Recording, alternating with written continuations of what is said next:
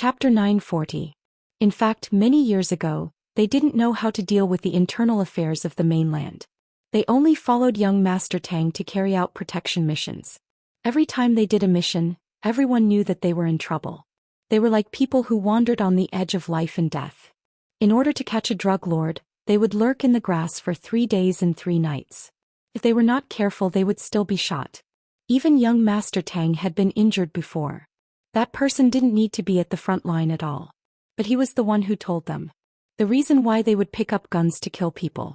It was so that the people they loved and the people who loved them wouldn't have to worry about being hurt one day. All the dirty things in the world would be solved by them. And those people only needed to live a carefree life. But the current situation had already touched the bottom line of the Tang sect. Therefore he didn't care about what the chain behind this was.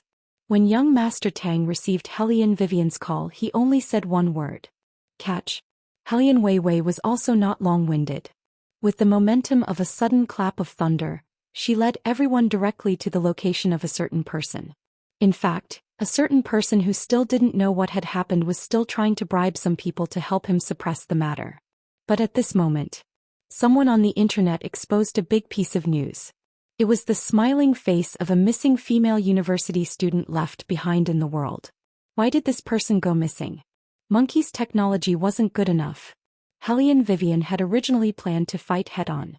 However, young Master Tang was still the same as before. He was always decisive and handsome. Leave this matter to me. No matter how rich or powerful the other party is, as long as he crosses the line, I will find a way to punish him. You guys are only responsible for what you have to do. 3 minutes. Young Master Tang personally took over. 6 computers operated at the same time. He didn't care how big the business deal he was talking about was. What he wanted to do was to restore as much of the incident as possible. Although Monkey was powerful, he was really a few levels lower than young Master Tang. This person, who was once known as an internet prodigy, directly cracked all the defense systems. He used the computer's memory hard disk to search and found the last image of the female university student. It was that she was jointly pushing her with a tour guide and a certain CEO Wang. This video was enough for Hellion Vivian to fight a beautiful battle. A certain person had just discussed the process and asked his subordinates to do it. Who would have thought that the answer he received was, "Not a single marketing account will clear his name." How could this be? Isn't it possible to control marketing accounts with money? All the marketing accounts, control my ass. It was true that they loved money, but they still had a conscience. If he didn't explain clearly what was going on with the video, don't even think about overturning this. A certain person realized that something was wrong, but his sense of superiority didn't make him feel that it was too serious. After all, this kind of thing was also reported when people went missing. There would always be a day when it was left unsettled. People wouldn't always pay attention to this matter, but he was afraid that it would really affect his future. A certain person's mood had never been as bad as it was now. He called the other 2 people over to discuss how to deal with such an emergency. If it really didn't work out, they would spend a lot of money. Just as they sat down and were about to discuss matters, the door of the conference room was kicked open. Hellion Weiwei slowly paced forward. Following behind her were 7 rough men in neat rows, as well as a certain His Highness who looked like a noble, as well as 2 little ones. A certain person frowned and shouted in a low voice, "Who allowed you to come in?" Hellion Vivian usually didn't talk nonsense with people. She moved and pressed that person on the table with one hand. "Lower your voice. I don't like noise. Do you know who I am? How dare you hit me?" A certain person turned his head to the side angrily and looked at Inspector Jiang. "Major Jiang, I've always respected you, but this doesn't mean that you have the right to do anything to me. My rank is higher than yours. You'd better ask your subordinates to let go. Otherwise, if there's a conflict, it won't be easy to explain to anyone." Inspector Jiang smiled. "Don't worry. There's no need to explain this matter. Don't you recognize who she is?" A certain person narrowed his eyes and finally saw the truth of Hellion Vivian. She was clearly a lousy reporter disguised as a tourist. Why was she here? Shouldn't Secretary Liu have her under control already? Are you looking for someone to run errands for you? Hellion Vivian raised her eyebrows and kindly answered for him. "He's outside now. He's already been beaten to a pulp." The rest immediately stood up. "Jiang, are you kidding? Quickly ask this woman to let go. Everyone, It's a pity that I'm not in charge of this operation this time. It's this woman you're talking about. Inspector Jiang shrugged. By the way, let me tell you, she's not a reporter. She's the boss of the ghost organization. Oh, you might not know about the ghost organization, but you must have heard of the other one. She's one of the 12 shadows of the Tang sect. You should be clear now. Whether she lets go or not is really not up to me. Hearing the words Tang sect, the person who wanted to use his identity to suppress her was completely stunned. He quickly explained, there's a misunderstanding. There must be a misunderstanding. Misunderstanding? Hellion Vivian lowered her voice. Such a big thing happened and you want to use the word misunderstanding to cover it up? Do you really think that no one will care about you? With that said, Hellion Vivian dragged the person and pushed him to Old A. Take him away. This series of actions was too fast. It was so fast that before anyone could react, a line was completely cut off. A certain person who was in a daze didn't have any of his previous arrogance. He only pulled Hellion Vivian and kept explaining, but it was useless. The truth was very clear. No matter how much he regretted it, only death awaited him. Hellion Vivian personally handed the person to young Master Tang. The person still looked like he was in a military uniform. He held a thin and long cigarette in his fingers. He looked a little lazy, but more than that, his back was straight. This matter won't end just because the person was arrested, Hellion Vivian murmured in a low voice. Young Master Tang looked at her and suddenly smiled. Of course, I said that you do what you should do and I'll do what I should do. Baligaju didn't really want to see Hellion Vivian and young Master Tang alone, because this human's willpower was too strong. Even the surrounding darkness couldn't affect him. It was obvious that this person's heart was completely black and he had killed countless people. However, Bailey Jiaju actually saw something similar to sunlight in his heart. Baligaju's divine sense told him that it was given to him by someone. Just like the reason why he was who he was now and not a demon who only knew how to kill people, was also because of Hellion Vivian's existence. Hellion Vivian didn't understand the meaning of young Master Tang's words at first, until she saw a short interview before she left Li City. It was young Master Tang. That person stood openly under the beam of light, his eyes looking straight at the camera. He was tall and slender and every word was clear. Chapter 941. Every time something happens, we remind the women around us how to prevent this kind of thing from happening when they go out at night or travel. But what I want to say is that violence and injustice should be stopped immediately. If you are alone at that time, don't walk away. Call on others to stop it with you. If you are 2 or more people, please think of a way to stop it. Here, I don't want to talk about how girls should protect themselves because in my family, protecting girls should be done by men. As for other aspects, I can also respond here.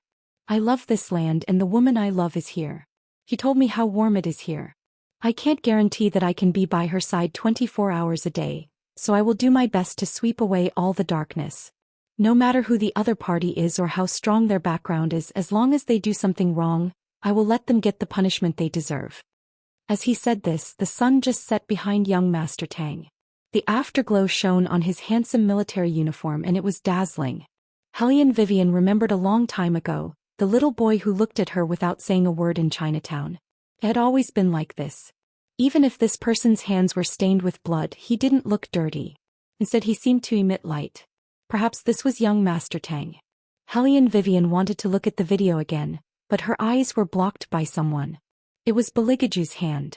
It was slender and white without a trace of blood. He whispered in her ear, "Do you know how long you've been looking at him?" 5 minutes.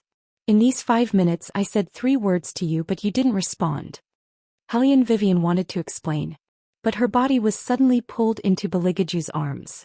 He was very strong, as if he wanted to integrate her into his bones and blood. "Don't say anything that makes me unhappy. It will only make me want to lock you up." All the breath Hellion Vivian breathed in was a man's, but she still had to make it clear. "I just think what young Master Tang said is very reasonable. I don't mean anything else. You absolutely can't talk about young Marshal Tang in front of His Highness. He'll get jealous, definitely. Do you think I will believe you?" Baligaju looked at her and raised his eyebrows. Hellion Vivian looked serious. "You have to believe me. How can the most basic trust between people not exist?" Baligaju really cared. This person would never understand that he had always wanted everything from her. Even if it was just for a few minutes, he would never allow her to linger on anyone, let alone look at another man with such a worshipful expression. It's easy for me to believe you. Beligage's eyes darkened and he pulled her into his arms. When we go back you take the initiative. Hellion Vivian. They were clearly talking about trust, so why did they talk about who took the initiative? Well, if it's not up to standard I'll take the initiative. You should know what the consequences are if I take the initiative. Beligage was still smiling and he looked very, very gentle. Hellion Vivian still saw other emotions in his eyes, so she laughed as well. She reached out and pinched Beligage's face. Hey, you're obviously jealous. Besides, young Master Tang has his little childhood sweetheart. Why are you even jealous of a married man? Student Hellion Wei, what we're talking about now is the problem of you neglecting me. Bailey Juju's voice was very clear and noble as he said slowly, do I need to be jealous of anyone? Hellion Vivian. Then what are you doing now? Tell me. The two little ones looked at each other and tacitly chose the car driven by the official, temporarily distancing themselves from their imperial father. Their imperial mother didn't notice it just now, but they saw with their own eyes that when their imperial mother was watching the video, the flowers and trees around a certain someone withered in an instant. It was better to avoid such a imperial father. Beligaju didn't continue the discussion with Hellion Vivian, and pulled her into the prepared sports car. If you think that His Highness is driving, you're wrong. The one driving was Hellion Vivian, and His Highness sat leisurely in the front passenger seat as usual, directing Hellion Vivian how to take the route. They didn't fly away directly but went to Lee City. The reason was because when they just got off the plane, Hellion Vivian sighed, it was a pity to come to Lee City and not go to Lee City. Beligaju cancelled all his itineraries on the same day and booked a hotel. Although he wanted to go back early, lock up the certain someone who belonged to him, and have her without any scruples. However, whatever Hellion Vivian wanted to do, His Highness would always let her do it. Even though Beligaju didn't like the sun very much, the ultraviolet rays in Lee City were very strong, especially in the afternoon. His Highness still allowed Hellion Vivian to support him, and looked at the old streets of Lee City with shining eyes. She looked like a small animal. His Highness curved his thin lips, hugged her and kissed Hellion Vivian's hair. That action was very light, so light that Hellion Vivian, who was only focused on eating, didn't notice it, but it was seen by the people around them. He must love his girlfriend very much. Wow, that look in his eyes just now, it was so affectionate that I was drunk. Hellion Vivian was indeed slower in some aspects, but she could clearly sense that His Highness didn't like the sun, so she wanted to go back to the hotel after shopping for a while. Beligaju raised his eyebrows. Don't you like it? Why are we going back? You're afraid of the sun. Hellion Vivian pulled him forward and they walked to a cool place. As smart as she was, she quickly realized something. Although His Highness didn't stay in the sun much in the past, it wasn't to the point where he wasn't used to being under the sun. Now, he frowned as soon as the sun came out. Could it have something to do with him tearing apart time and space? In the end, it was all for her. Hellion Vivian paused for a moment and tightened her grip on the big hand in her hand. Beligaju obviously knew what was wrong with the person he was keeping in captivity, but His Highness liked it when she was worried about him. In this case, she should be able to do it for one more day. The man with the thin lips was like a blooming datura flower, with a charming black-bellied heart. After returning to the hotel, the more Hellion Vivian thought about it, the more she felt that His Highness needed to be taken care of, so she did all the work of peeling oranges, and it wasn't an exaggeration to say that. In the past, Hellion Vivian was only ordered to carry the luggage, but now Hellion Vivian took the initiative to carry the luggage, and even helped His Highness put the chopsticks on the bowl. Bailey Shangxia looked at the scene, lowered his voice and said to his father, "Did you do something again to deliberately make mother misunderstand?" Chapter 942. Beligaju wiped his thin lips with a smile. "I'm just acting like I'm hiding from the sun. What kind of misunderstanding is this? I don't like the sun to begin with."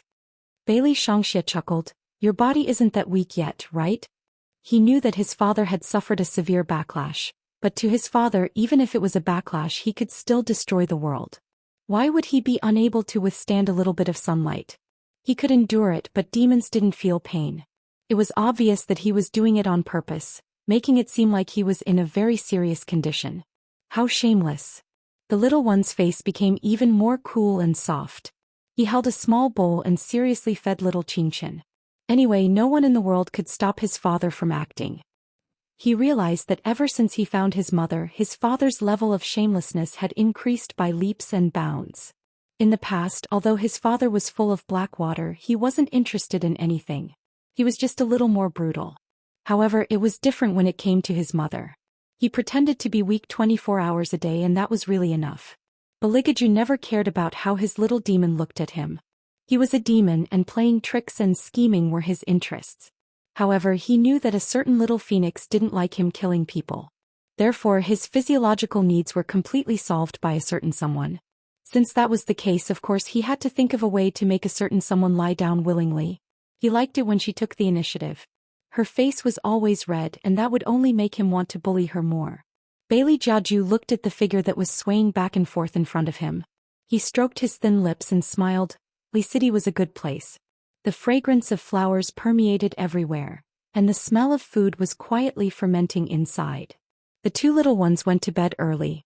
Bailey Shangxie helped little Qingchen wash her hair and blow-dry her hair. The two of them changed into little pajamas and sat on the ground to play Ghost Messenger. That's right, they were playing Ghost Messenger. Even the surrounding ghosts were so frightened that they began to tremble. The ghost messengers were put on wigs and lipstick. They were crying and just wanted to go back to hell as soon as possible. These two little devils were the bane of their existence. Hellion Vivian saw that Dabao and Air Bao were having fun, so she decided to take His Highness out for a walk. He couldn't go out during the day, but it shouldn't be a problem for him to go out at night.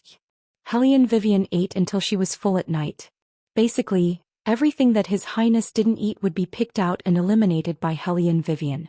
As they walked, Baligaju did not forget to stretch out a hand to rub the belly of the person in his arms.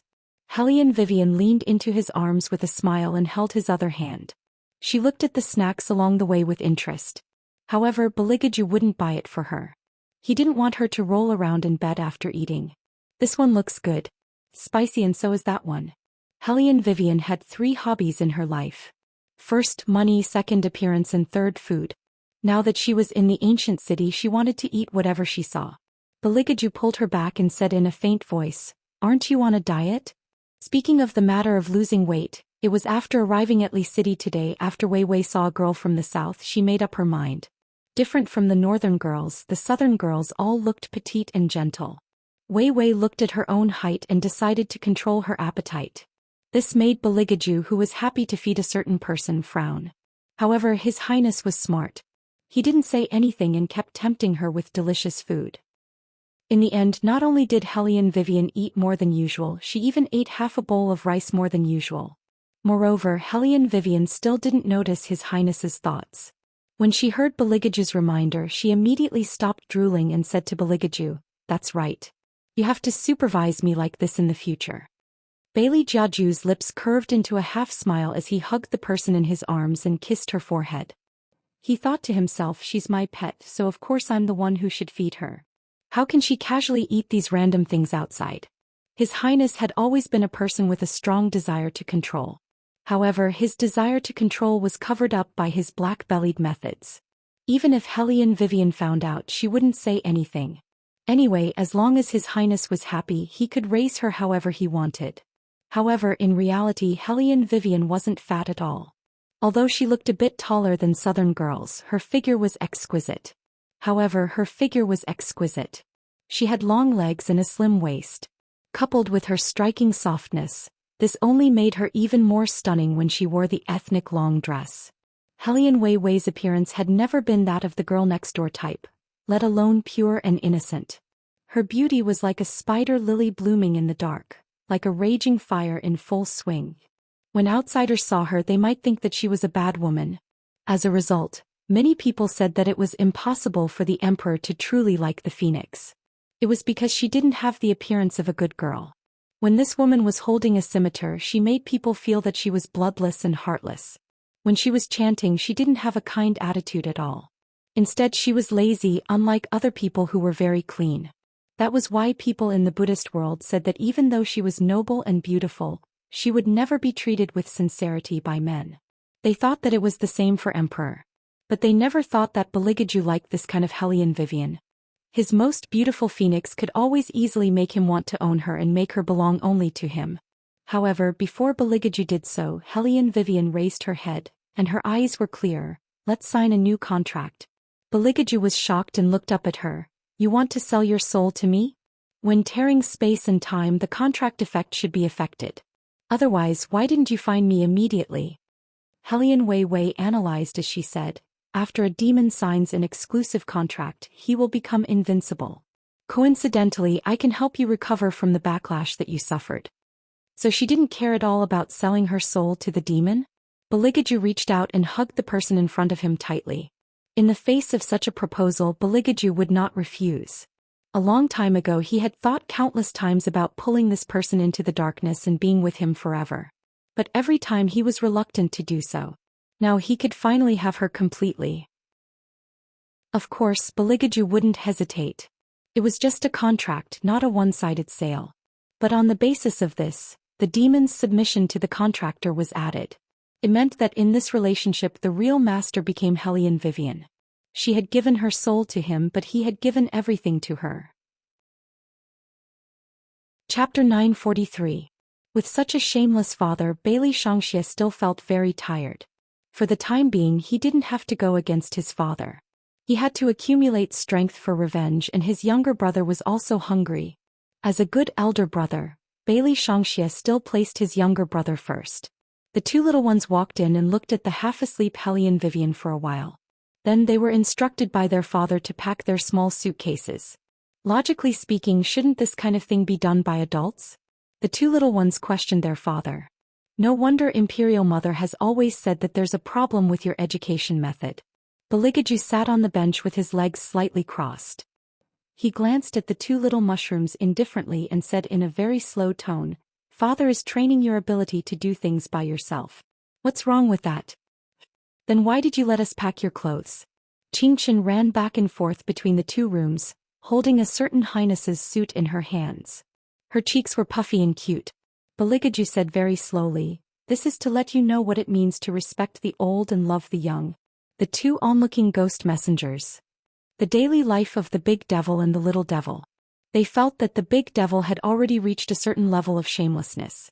After the two little ones finished packing, Qingchen wore a small sun hat. The hat was worn upside down and the hair inside stood up. She looked handsome and cute. Bailey Shangxie's little face was covered with a pair of big sunglasses. He was dragging a small suitcase in his hand, and the few black diamond earrings on his ears made him look like a little vampire. He was very cool. Hellion Vivian finally didn't feel so tired. After waking up, she saw that her luggage had been packed. Even her clothes were put on by a certain highness. She only needed to wash her face and then leave. Probably because he was worried that she would be tired this time, even the suitcase was pulled by a certain highness. He didn't forget to hold Qingchen in his left hand. Bailey Shangxie followed behind him, pulling his small suitcase coolly. The three of them even looked very cool when they walked. This time they didn't take a private plane back, but the first-class cabin booked by Vivian. After all, flying back and forth in a private plane didn't have the mood to play. It was more interesting to wait for the plane with everyone and check in. It was indeed interesting because there were two little ones walking around in the airport. Others didn't know what they were doing because they couldn't see the rope in their hands. Only the undead spirits inside were so scared that they hid and didn't dare to show their faces. Coincidentally, there was a new ghost messenger who was going to take office today. The old ghost messenger was still walking in front swaggering, and he said to the person behind him in an imposing manner, "This airport is our territory. This is the most leisurely place. The safety measures are good and very few people die. It's unlike the people in charge of the hospital who have to lead people down every day. Here we only need to eat a stick of incense and we won't see any powerful people for a year and a half." Before it could finish its sentence, the newly appointed Reaper saw its boss hide in a corner with a whoosh. It was so fast that it was completely stunned. Of course, the old ghost messenger wouldn't leave the new ghost messenger alone. He reached out and dragged his disciple to the corner of the wall to hide with a pile of undead spirits to disguise himself. "Boss, what's wrong?" The new ghost messenger was a little confused, but he also knew that with their noble identities, how could they hide with a group of undead spirits? The old ghost messenger didn't care who he was hiding with, he only cared about why the little devil and the big devil appeared in the airport at the same time. "Don't stretch your neck, you'll be taken away." The old ghost messenger lowered his voice. "Didn't you see what the little devil is holding in his hand? The new ghost messenger took a closer look and was completely enraged. He jumped out and blocked the path of the two little ones. His imposing manner was very strong. He thought that he must perform well in front of his boss. How dare you humans? You dare to slip away from the ghost messenger. The old ghost messenger. Damn it. Why did he bring a retard out? The old ghost messenger could clearly see Bailey Shangxia's pair of red eyes light up evilly, meaning nothing more than to say, "Look, a new toy has arrived." Thus, in less than a minute, the two little ones' toys turned from 2 to 4. Seeing that they were about to board the plane, Qingshan raised her little finger and counted. Then she tied the rope and pulled the 4 ghost messengers, swaying behind her brother. The new ghost messenger was stunned. He turned his head and asked the old ghost, "Boss, why is a human child so strong? You've never told me that there are people in the human world who like to catch ghost messengers as toys. He must have not seen how powerful we are, right?"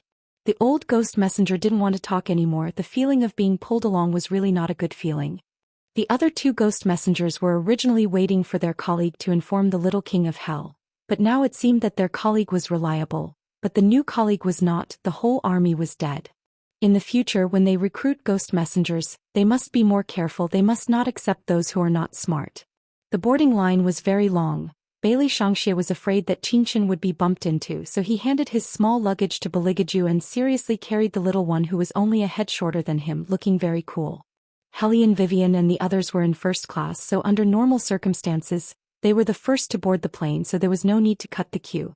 However, just as a bespectacled man in front was about to take a step forward, a foreigner jumped out and blocked his path. The foreigner seemed to have drunk, but not much, but his expression was fierce. He looked at the bespectacled man with contempt and took the lead to walk into the passageway with his small suitcase. No matter where it was, this kind of behavior would not be liked. Moreover, when he entered, the foreigner even bumped into the bespectacled man intentionally or unintentionally, which was very rude. However, this small matter did not attract everyone's attention. Perhaps they did, but because that person was a foreigner, they vaguely passed by. Hellion Vivian took a step forward and held the bag that the bespectacled man had dropped. Her voice was very calm. "Are you okay?" The bespectacled man shook his head and quickly said, "Thank you." He originally thought that it would be a small interlude, but when he boarded the plane, the foreigner seemed to be on the phone. His voice was very loud and his anger was burning. In the end, he cursed in a low voice and hung up the phone. When he saw the bespectacled man dragging his luggage over, he had that contemptuous and disdainful expression again. With malice, he stood there with his long legs and looked at Hellion, Vivian and the others. No, it should be said that he looked at everyone who walked in as if he was looking at a pile of trash. Chapter 944. Initially nothing much happened. However, half an hour after the plane took off, the conflict escalated. Bailey Shangxia twisted his little body coolly and reached out to rub Qingshan's little ears. The 4 reapers were chained to their seats in a row. No one could see them. It was quite miserable. The stewardess in uniform began to deliver drinks to the passengers. When she walked to the foreigner's seat, she politely asked him in broken English if he wanted to eat. The foreigner was playing on his computer and waved his hand to refuse. On the other hand, the bespectacled young man at the side was a little hungry. He ordered a bowl of beef noodles. Then he opened the folding table behind the foreigner's seat and placed the tray on the table. He held his chopsticks, but because the foreigner in front of him had placed the back of the chair, he felt very uncomfortable eating. He couldn't pick up the noodles with his chopsticks and couldn't move his mouth. When the beautiful stewardess saw this, she immediately suggested to the foreigner in a friendly manner that because the passengers in the back row were eating, please straighten the back of the chair for convenience. Unexpectedly, this foreigner waved his hand violently and ignored the stewardess. He also didn't adjust the back of the chair. The beautiful stewardess was a little stunned. She seemed to be wondering if she didn't express herself clearly. She repeated her words again. "I said no. Do you understand?" The foreigner's voice was exceptionally loud, and his appearance was extremely arrogant. Hellion Vivian looked at this scene and slowly narrowed her eyes. She spoke in fluent English. "Sir, although the international aviation regulations do not state that you must straighten the back of the chair when eating in the plane, for the sake of the people around you, can you please?" This was Hellion Vivian's very polite attitude. When dealing with outsiders, she had always been polite before resorting to force. Although her eyes had turned cold because of this foreigner's attitude, after all, this was Huaxia, not the foreigner's territory. Shut up. Shut up. The foreigner seemed to have been ignited. He glared fiercely at Hellion Vivian. If you want to argue with me about this, call the person in charge here. Otherwise, don't poke your nose into other people's business. His voice went up another level. The stewardess was a little frightened. She pressed Hellion Vivian's hand with both hands and said, "It's okay. There's no need to make such a big fuss." Then he politely apologized to the bespectacled young man. "I'm very sorry, we didn't let you enjoy the service you deserve. Your meal difficulty is due to our work." Before she could finish, the foreigner stretched out his right arm and 2 fingers, beckoning the stewardess over.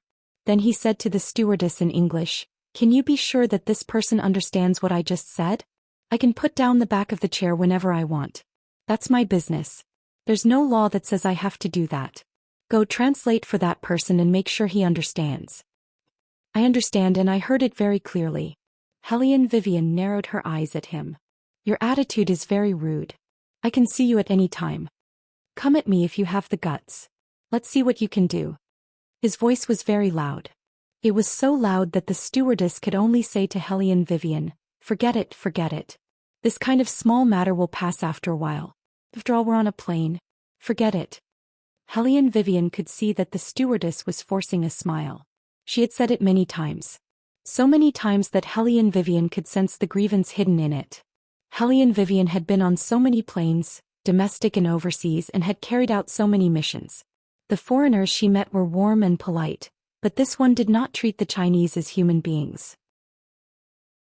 Perhaps he had the law and reason, but his attitude made Hellion Vivian very clear that he looked down on her, the bespectacled young man, and even the stewardess. They were here to earn the Chinese's money. Since they were here to earn our money, they were not our masters. Did we treat them so well that they did not know what respect and politeness were, or did they not take the Chinese seriously from the beginning? Their actions were so exaggerated that it was unbearable. If the same thing happened to the Chinese, wouldn't they be criticized by countless people for being uneducated? In reality, who was the one who was truly uneducated and even rude? This time Hellion Weiwei was really angry. Although she did not show anything on the surface, the coldness in her eyes made the 2 little ones look at her one after another. However, the person they saw was not Hellion Vivian but Beligaju. After all, with their father's personality, they felt that he would not tolerate anyone who made their mother unhappy in front of him. The strange thing was, why didn't their father do anything? Bailey Shangxie raised his head again and glanced at Beligaju. His thin lips were slightly raised and he did not look angry at all. There was a business magazine spread out on his lap. If he was not looking at this scene with his eyes, people would probably mistakenly think that he did not hear the noise at all. But in fact he did hear it, and his fingers were tapping on the magazine. The devil's breath mixed with it made people confused. Bailey Shangxie sat a little closer and lowered his voice. "Dad, don't tell me that you have become kind now?" Dad? Beligaju seemed to be thinking about this name. First he rubbed his thin lips with his fingers, then reached out and patted his son's head as if he was patting a ball. "Bailey Shangxie, how many times have I told you not to have this kind of illusion? Believe in your mother, she can solve this kind of small matter by herself." Bailey Shangxie raised his small eyebrows and smiled wickedly. "I believe in my mother, but I don't believe in you." It was not normal to be so honest. "As a gentleman, even if I can't stand some stupid humans, I have to give my partner the right to vent her anger." Bailey Jiaju wiped his slender and clean fingers. The side of his face made him look like a vampire, noble to the point of elegance, but with a lowered head of viciousness. "Sit back down obediently. This seat belongs to your mother." Bailey Shangxie. Hellion Vivian did have a way to vent her anger. She closed her eyes and kept thinking about why the other party was so arrogant. It was because the Chinese had always adhered to the principle of harmony. This principle was not wrong, but if the other party thought that their kindness was weakness, then they had to know that their friendliness did not mean that they were cowards. As a lawyer, Hellion Vivian was very clear that foreigners in the mainland were different from Chinese people in the mainland. They did not need to abide by Chinese laws, they only needed to abide by international laws. It was probably because of this that some scumbags were so unrestrained in China. Chapter 945. They boasted that they were superior to others, and the foreigner on the plane was a typical example. The wheels of the plane slid across the ground and shook for a while. When the plane stabilized, Hellion Vivian's eyes became colder. It was not because of anything else, but because the foreigner picked up a phone call as soon as they landed on the ground. His tone was very unpleasant. Hellion Wei knew that there were many reasons why some foreigners looked down on Chinese people. Some even joked in private, saying that Chinese women were easy to get. As long as they showed their foreign faces, they would be able to get everything done. They did not even have to put in any effort, and those women would come to them to strike up a conversation. No matter what a foreigner looked like, even if he was bald and ugly, there were only Huaxia women around him. Basically, they were all young and beautiful. This situation did exist, but it didn't mean that all Huaxia women were the same. Some girls were kind, upright, independent, and worked hard in the business world with the most professional attitude. They relied on their own strength and hard work. Such girls could be seen in every corner of Huaxia. They might be cashiers in supermarkets, cute girls who were still in school, or department managers who were working overtime in professional clothes. They worked so hard and endured all kinds of pressure, not because they wanted to be looked down upon in their own country. Hellion Vivian listened to the foreigner's phone call.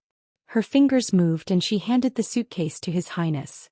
The two little ones wanted to ask their mother if she needed help in the fight. They could help. But before they could do anything, they were pulled back by their father. His Highness's posture was as handsome as usual. He held the two little ones by their collars with one hand and the phone with the other. Although the corners of his mouth were still smiling, it made people feel that he was domineering. Hellion Vivian walked very fast. When she passed by the foreigner, she even brought a gust of wind. When the foreigner saw her coming, his first reaction was to sneer and then look at her with disdain. Hellion Vivian was not angry. She raised her eyebrows and looked at him with obvious provocation on her face. The foreigner had never been treated like this before. He gave Hellion Vivian the middle finger and his attitude was very arrogant. Hellion Vivian narrowed her eyes and pulled his hand over. When the foreigner saw this situation, he thought that Hellion Vivian was going to fight with him. He cursed under his breath and didn't withdraw his ferocious expression. Hellion Vivian turned her face to the side, and an inconspicuous blush appeared on her face. At that moment, Bailey Shangxia felt the deadly murderous aura emanating from his father. He thought that this foreigner would definitely not survive today. Although it was a trap set up by Empress Mother, as long as they touched Empress Mother, no matter what the reason was, there would be no good in the end. Such a commotion naturally attracted the attention of the airport security personnel. The foreigner was still waving his arms. Every move he made was filled with ferocity. However, he knew that he had made a mistake. However, in his opinion, it was impossible for these Huaxia people to discover his mistake. Therefore he planned to leave in disdain. However, what he didn't expect was that Hellion Vivian flashed in front of the foreigner. She touched her face with her fingers and smiled wickedly. "You want to leave after hitting someone? Didn't you say that you know international law very well?" "Good. I also know the rules of international law very well." With that said, Hellion Vivian pressed the earpiece on her ear. "Are the police here?" "Very good, let them come in and take this foreigner to court." "Yes, I want to sue him." "What should I sue him for?" "Illegal assault, injury, disfigurement, does that count?" When the foreigner heard Hellion Vivian's words, he was stunned. Just now she was the one who grabbed his hand and slapped his face. Also, this was called disfigurement. It was just a little red, right? How was this disfigurement? Unfortunately, the person he met was Hellion Wei. Hellion Wei's eloquence had the ability to make the police take him away. She said that not only was her face hurt, but she was also scared. She would be afraid to go out on the street in the future. Moreover, this was not an ordinary attack. This foreigner was violent and had to be controlled. The foreigner always thought that Huaxia people were easy to fool.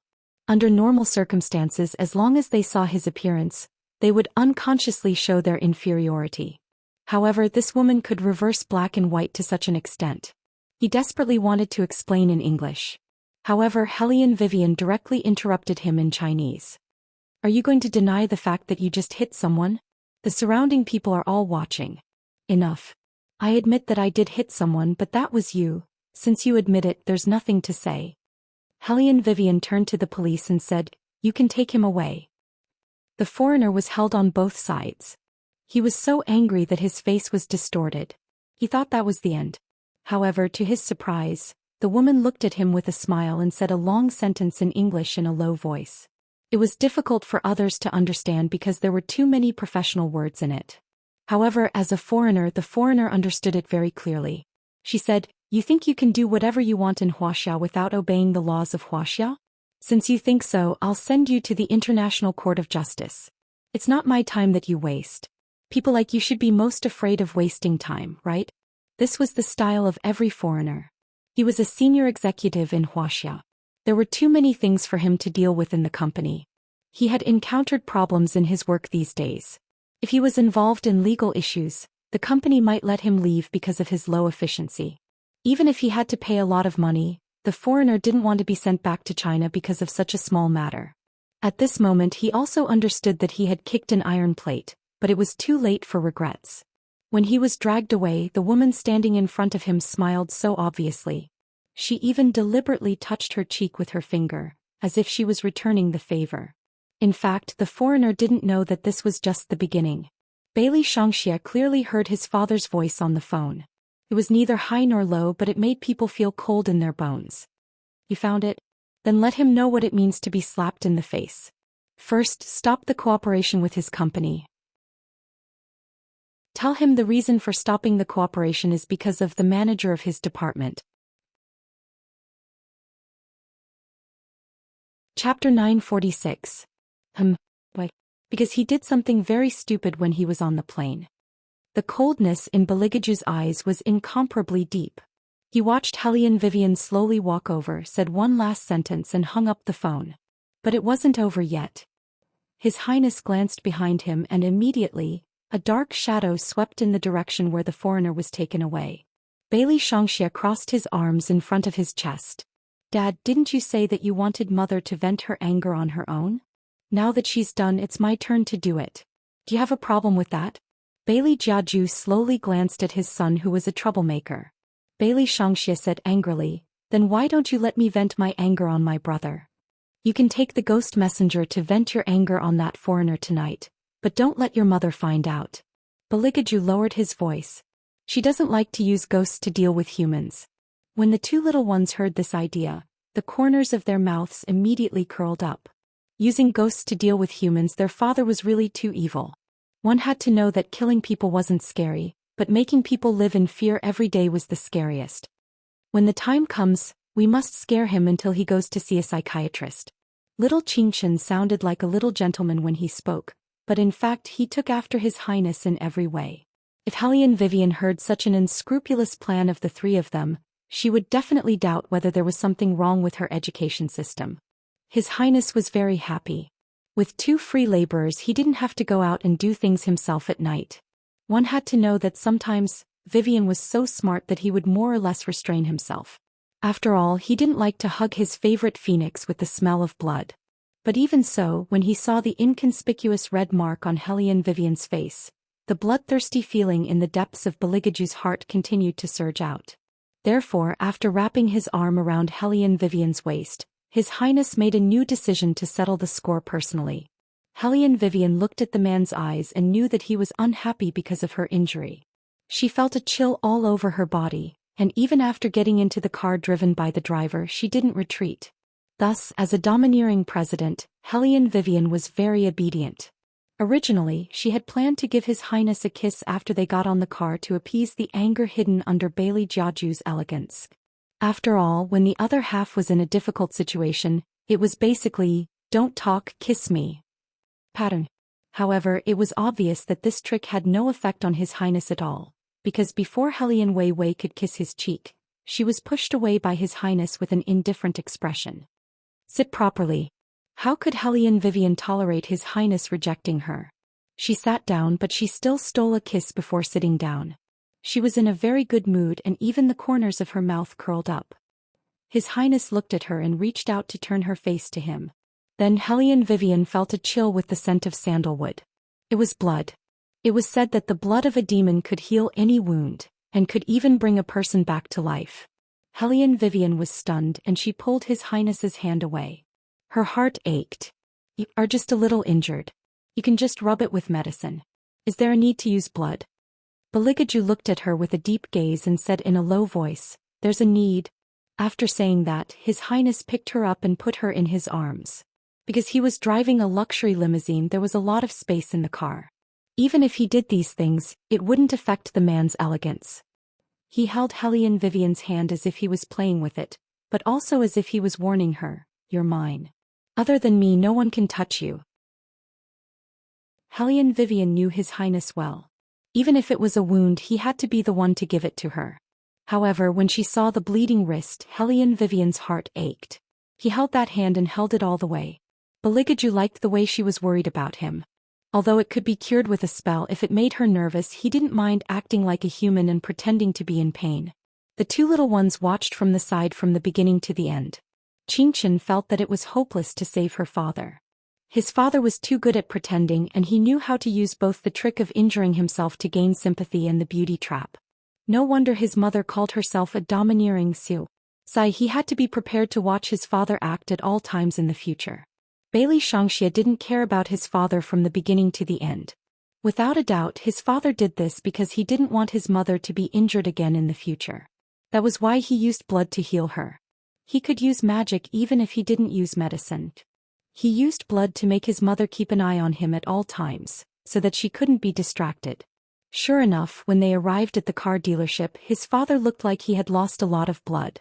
His face was very pale, but it didn't affect his handsomeness at all. Helene Vivian let him lie on her bed. She first treated the wound on his wrist and then went downstairs to make him red date soup. The two little ones were left behind by Helene Vivian to take care of their father, but they knew very well that their father didn't need them to take care of him at all. As soon as Helene Vivian left, Beligaju stood up and dialed the number in his hand. He didn't look weak at all.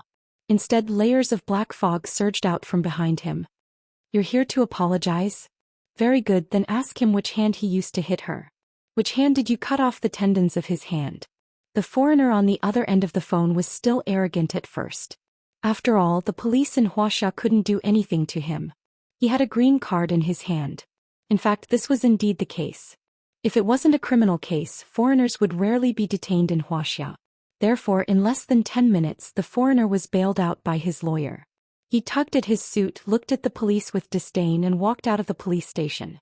What he didn't expect was that the whole situation changed the moment he walked out of the police station. First, the company asked him to go back to the headquarters immediately. Then he was scolded from the beginning to the end. His boss even grabbed his collar and asked him to apologize personally. "Where's your upbringing? Do you know that what you said on the plane was no different from what a bastard said?" At that time, the foreigner realized the seriousness of the whole matter. He was worried that he would lose his job, so he went to the place that his boss said with a gloomy face.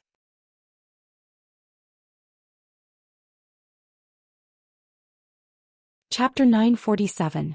Ever since the foreigner stepped into the villa, he had experienced a nightmare that he had never experienced before. His left hand was in so much pain that it had lost all feeling. No matter how much he begged for mercy, it was as if he was the only person in the villa. The sound of footsteps getting closer and closer, he was so scared that he fainted.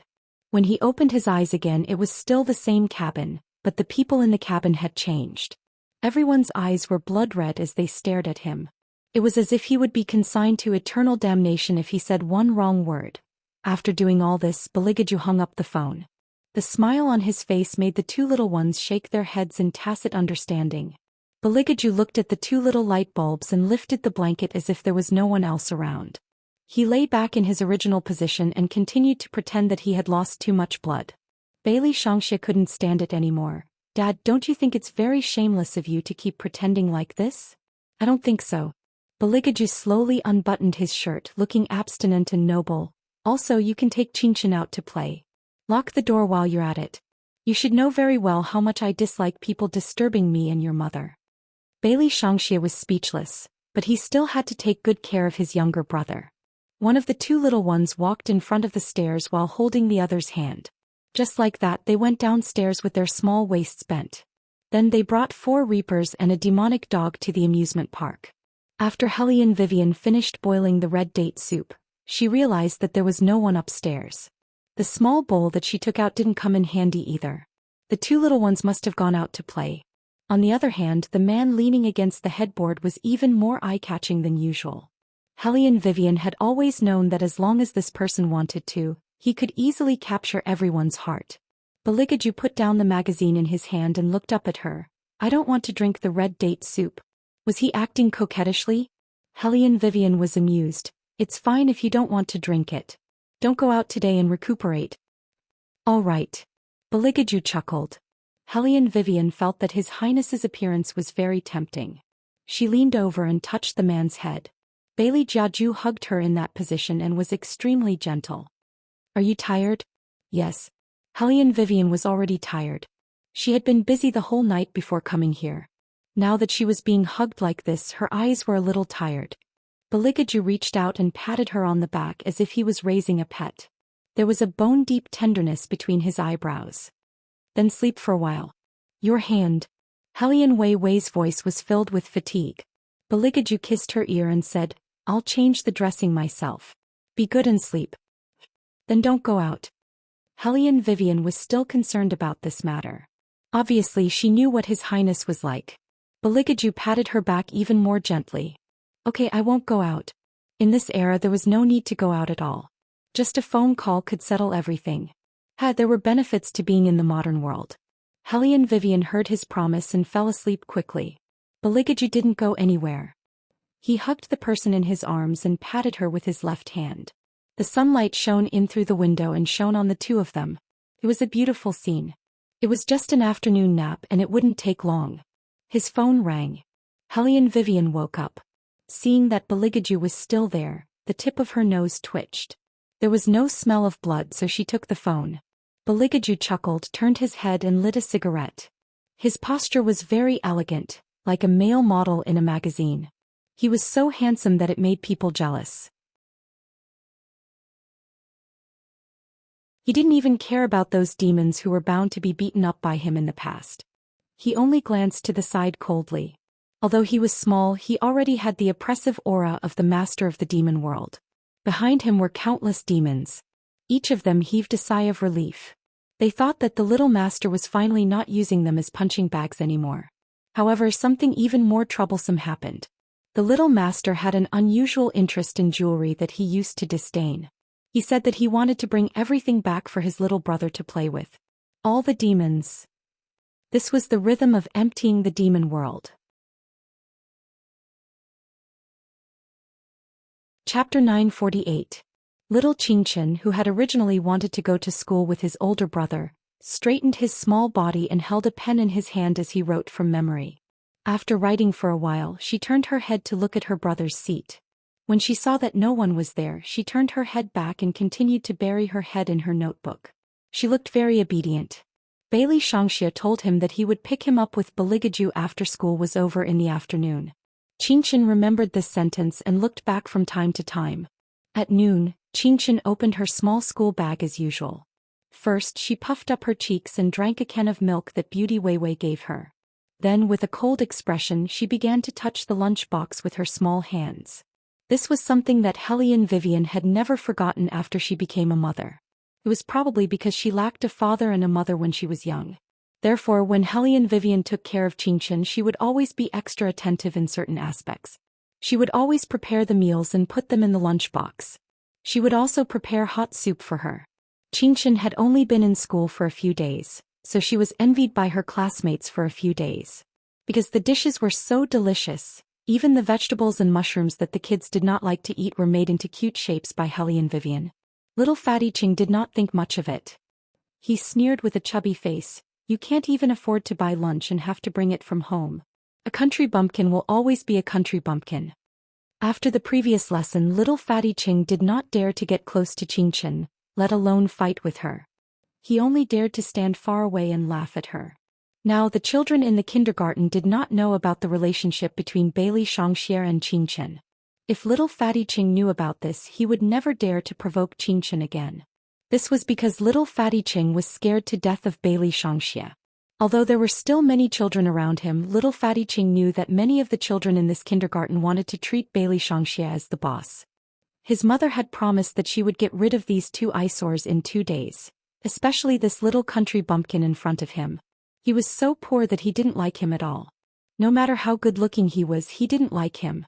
He only knew how to steal the limelight. Qingchen couldn't be bothered with him.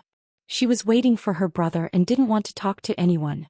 Little Fatty Ching was overjoyed when he saw this. He was very rich and said to the children in the class, "My mom will drive the Land Rover to pick me up later. We'll go to Starbucks to eat delicious food. If any of you want to eat the cream cake there, I can buy some for you." The children all liked to eat sweets. When they heard the mention of cream cake, their mouths began to salivate. Little Fatty Ching was soon surrounded by people. He liked this feeling. He glanced at Qingchen contemptuously and remembered the people who usually followed him. He meant to ask the driver to send the cream cake to him later. Children who were able to attend international schools were usually more mature than ordinary children under normal circumstances. This was because their family backgrounds were similar. Except for some children who were originally from this school district, basically everyone had a chauffeur. That was why little Fatty Ching looked down on little Qingchen so much. In his impression, little Qingchen came from a poor family. It was only because his family lived in this area that he could afford to attend this school. Obviously, the two of them had different principles when it came to making friends. Although Qingchen didn't like to make friends, she would say a few words to the people around her, no matter what their family background was. Little Fatty Ching, on the other hand, had completely learned from his family. It wasn't that it was bad. After all, it was easier for people from similar families to become true friends. However, it was too much to bully others just because one's family was superior. Qingchen wouldn't have much contact with such people. She felt that they were stupid even when she looked at them. After drinking her milk, she dragged the 4 reapers and started to take a walk in the classroom. She had to let the reapers slip away every day. This way they wouldn't always think of running away. The reapers. Who gave you this illusion? Who is it? Every time they were let slip away, the reapers felt that they had died again. Little Fatty Ching didn't know what Qingchen was doing. He arrogantly thought that a country bumpkin would be a country bumpkin who only knew how to play with herself. Qingchen lowered her head and looked at her smartwatch. There were still 4.5 hours before her brother and father would come. Very good. I'll sleep for a while. Just as Qingchen made up her mind to rest, a pleasant chuckle came from outside the classroom. "Son, why are you sitting in the last row?" Qingchen immediately raised his little head. When he saw Hellion Vivian, his big eyes were smiling. Hellion Weiwei walked in from the outside and hugged her son in her arms. "Are you hungry? Shall I bring you to eat something?" "I still have class in the afternoon." Qingchen reminded his mother like a little adult. Hellion Vivian was straightforward. "Skip it." At that time, Qingchen's life teacher was standing behind Hellion Vivian. Her face darkened. How could she educate her child like this? Qingchen was the one who dealt with the aftermath. He blinked his big eyes and said that today was his father's birthday. His mother came to look for him because she wanted to give his father a surprise. Every time the life teacher saw Qingchen's fair little face, her heart softened. Not to mention, Qingchen deliberately lowered his voice. That look of his made people want to hug him in their arms and buy candy for him. As a result, the mother and son successfully obtained an afternoon off. Their outstanding appearance attracted a lot of children's attention. It was especially so for those who knew little Qingchen. One by one they came over and asked, "Qingchen, is this your mother? She's so beautiful." Little Qingchen liked it when people praised Beauty Weiwei. He nodded his little head and smiled at those little radish heads, which was a rare sight. Hellion Vivian was very gentle. She did not forget to turn around and say goodbye to the little radishes. Immediately, the children in the class began to envy Hellion Qingchen. Little Fatty Ching was very disdainful. "What's there to envy about a car mechanic? My mother is prettier. Also, my mother's education level is high. She's in the court now. She's many times better than her. But I think that Qingchen's mother is prettier." The little princess in the class said in a low voice. Her face was slightly red. "Also, she's very tall and has long legs. She's prettier than the celebrities on TV." Children at this age were innocent and bright. Their reactions were also the most direct. Little Fatty Ching was very indignant when he heard that. When he saw Mrs. Ching, who was also Li Meng, his little face was full of resentment. "Mom, when did you get rid of that little bumpkin? I feel annoyed whenever I see him."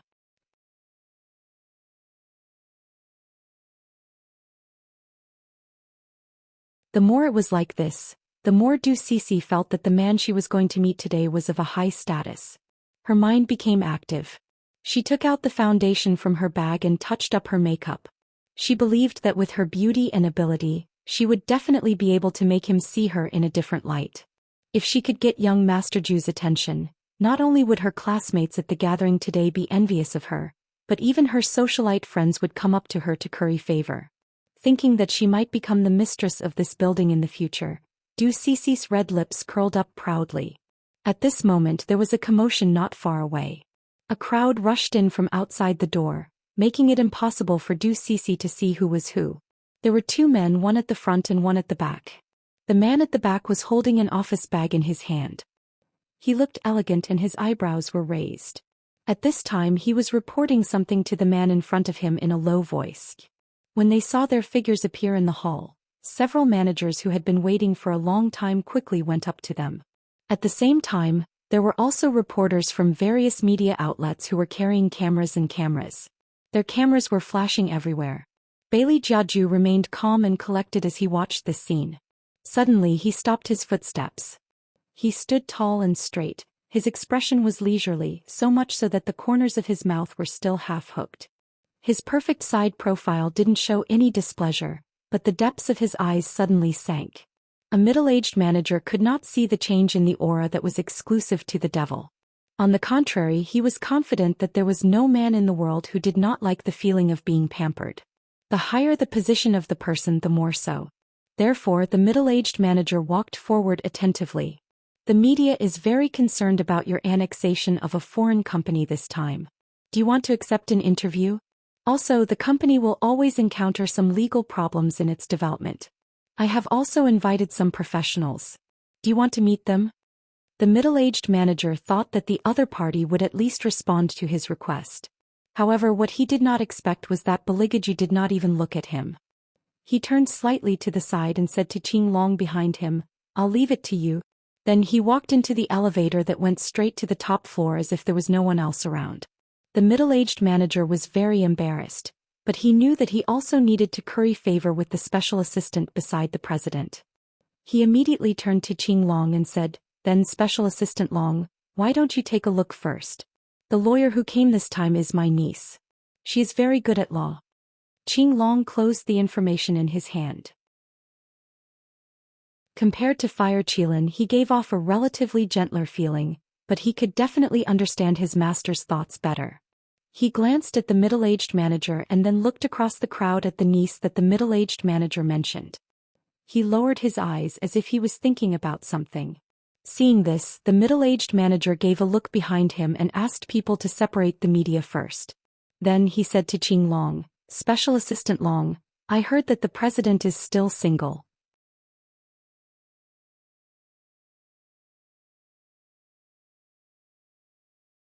Du Cece felt a little sweet in her heart. Although it was only a vague figure, based on Du Cece's observation over the years, that man was definitely a dragon among men. That kind of graceful and noble temperament was difficult to develop without the influence of several generations. The middle-aged high-ranking official laughed, and the gloominess just now was swept away. "The president is not only tall, but you haven't seen his appearance. If you see him, you will definitely thank me for bringing you to see him. But this time I'll forget about it. I still need to communicate with Executive Assistant Long about something. Next time when there is a chance I will let you meet him in private." The middle-aged high-ranking official thought about this matter based on his opinion. In his heart this was definitely a good thing. After all, the president was single, and which man did not like beautiful women? What's more, his niece was not a vulgar rouge or face powder.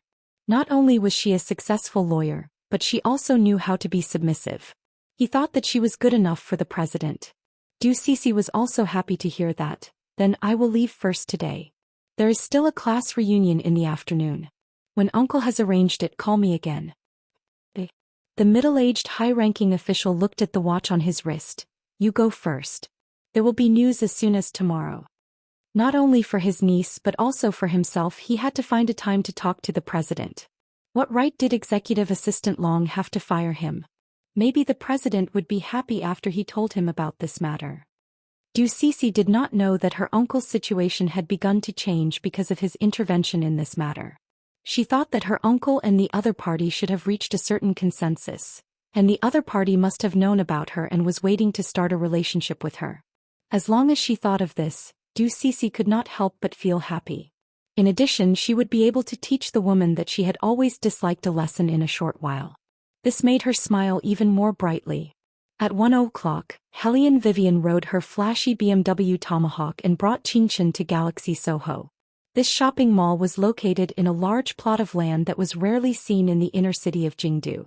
This shopping mall covered an area of more than 50,000 square meters, with a total floor area of 330,000 square meters.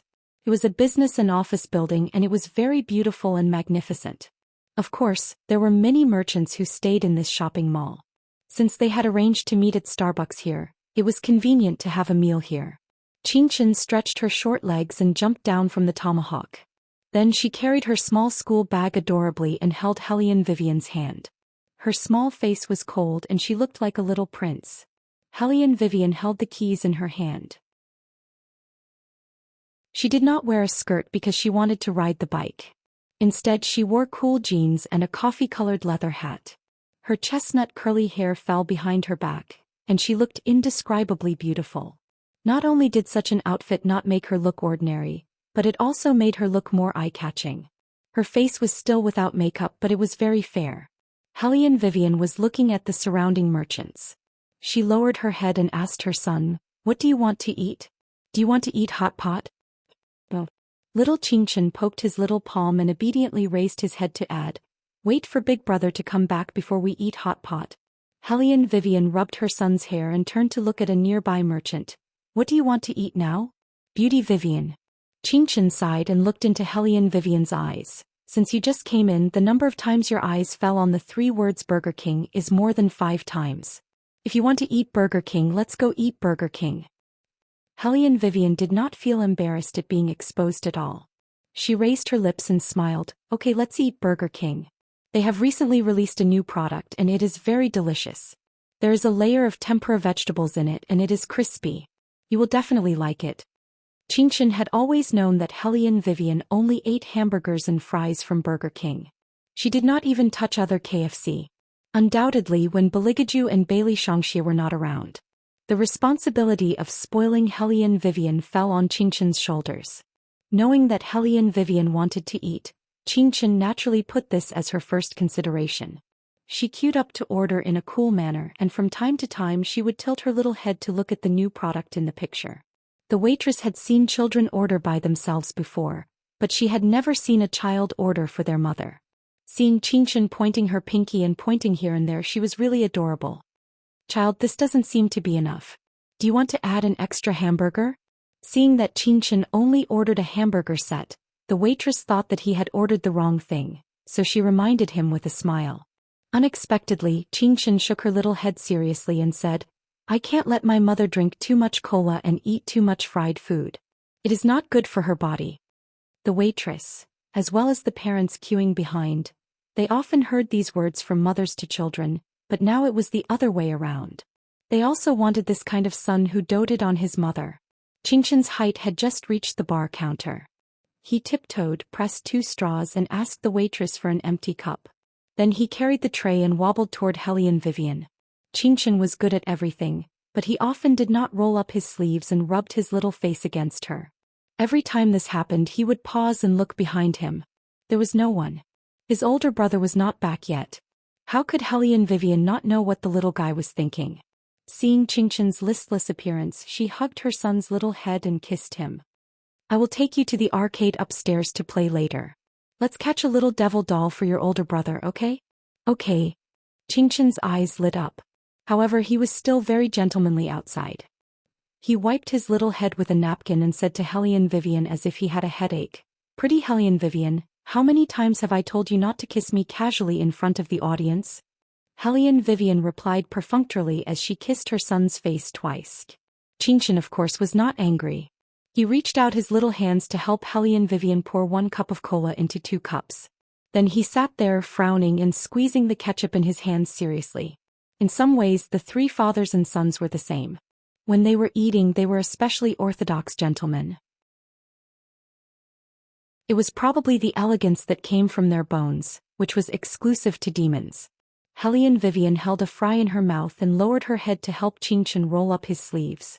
This scene was reflected on the transparent glass. It was loving and heartwarming. However, there were some people who were not used to this scene. Li Meng came down from the elevator in a pair of 10-centimeter high heels. She was holding little Fatty Cheng's hand, who was eating ice cream. There were 3 female classmates behind her. They had all arrived first and agreed to have lunch here. After lunch they would go to Starbucks for a cup of coffee and dessert. However, Li Meng did not expect that Hellion Vivian would come first, and she even brought that bastard son of hers. Since that was the case, she could not blame her for taking action first. Li Meng tucked her long hair behind her ear and smiled very sweetly. The 3 girls behind her also saw the scene in Burger King. They could not help but exclaim, "It's Hellion Vivian. The little boy sitting opposite her is her son? It should be. But Hellion Vivian is really something. Look at her, she hasn't changed at all. She's still as beautiful as before." What's the use of being beautiful? Didn't you hear what Li Meng said before? Now she's just a car mechanic. Hey. Since we've met, let's go in and say hello. Let's ask Wei Wei if she wants to have lunch with us. Li Meng's words were very hospitable, making people feel that she had a good heart. In fact, when she pushed open the door in her high heels and walked in, a light flashed in her eyes. There was definitely no kindness in it. Hellion Vivian was feeding Qingchen a burger. The 2 of them ate one burger one bite after another. When they ate, they both had a smile on their faces. This was the way mother and son got along. They would first fill their stomachs and wait for Beligaju to come over with Bailey Shangxie after he was done with his work. Then they would go for a big meal. In short, they were waiting to be fed. These things were definitely impossible for outsiders to know. Therefore, Li Meng took it for granted that Hellion Vivian ate the same burger with her son because she couldn't bear to buy it. The ridicule in her heart deepened. She said, "Wei Wei, why did you bring your son to eat this kind of food? It's so unhealthy." Hellion Vivian still had fries in her mouth, looking lazy. She glanced at the people who appeared in front of her and didn't say anything. Li Meng asked the 3 female classmates behind her to sit down together and smiled. "These are all people in our class. You remember them, right?" Hellion Vivian nodded faintly. In fact, she didn't even recognize all of their faces. However, she couldn't be rude. She still had to answer. The 3 girls glanced at her and then looked at the food on her plate. The corners of their mouths curled up, and they let out an indescribable chuckle. "Wei Wei, why did you only order 1 hamburger? Can you eat enough like this? We're going to eat upstairs. Do you want to eat with us? The food is not expensive. We can have a good meal by spending 300 or 400 yuan per person. Why eat these things here?"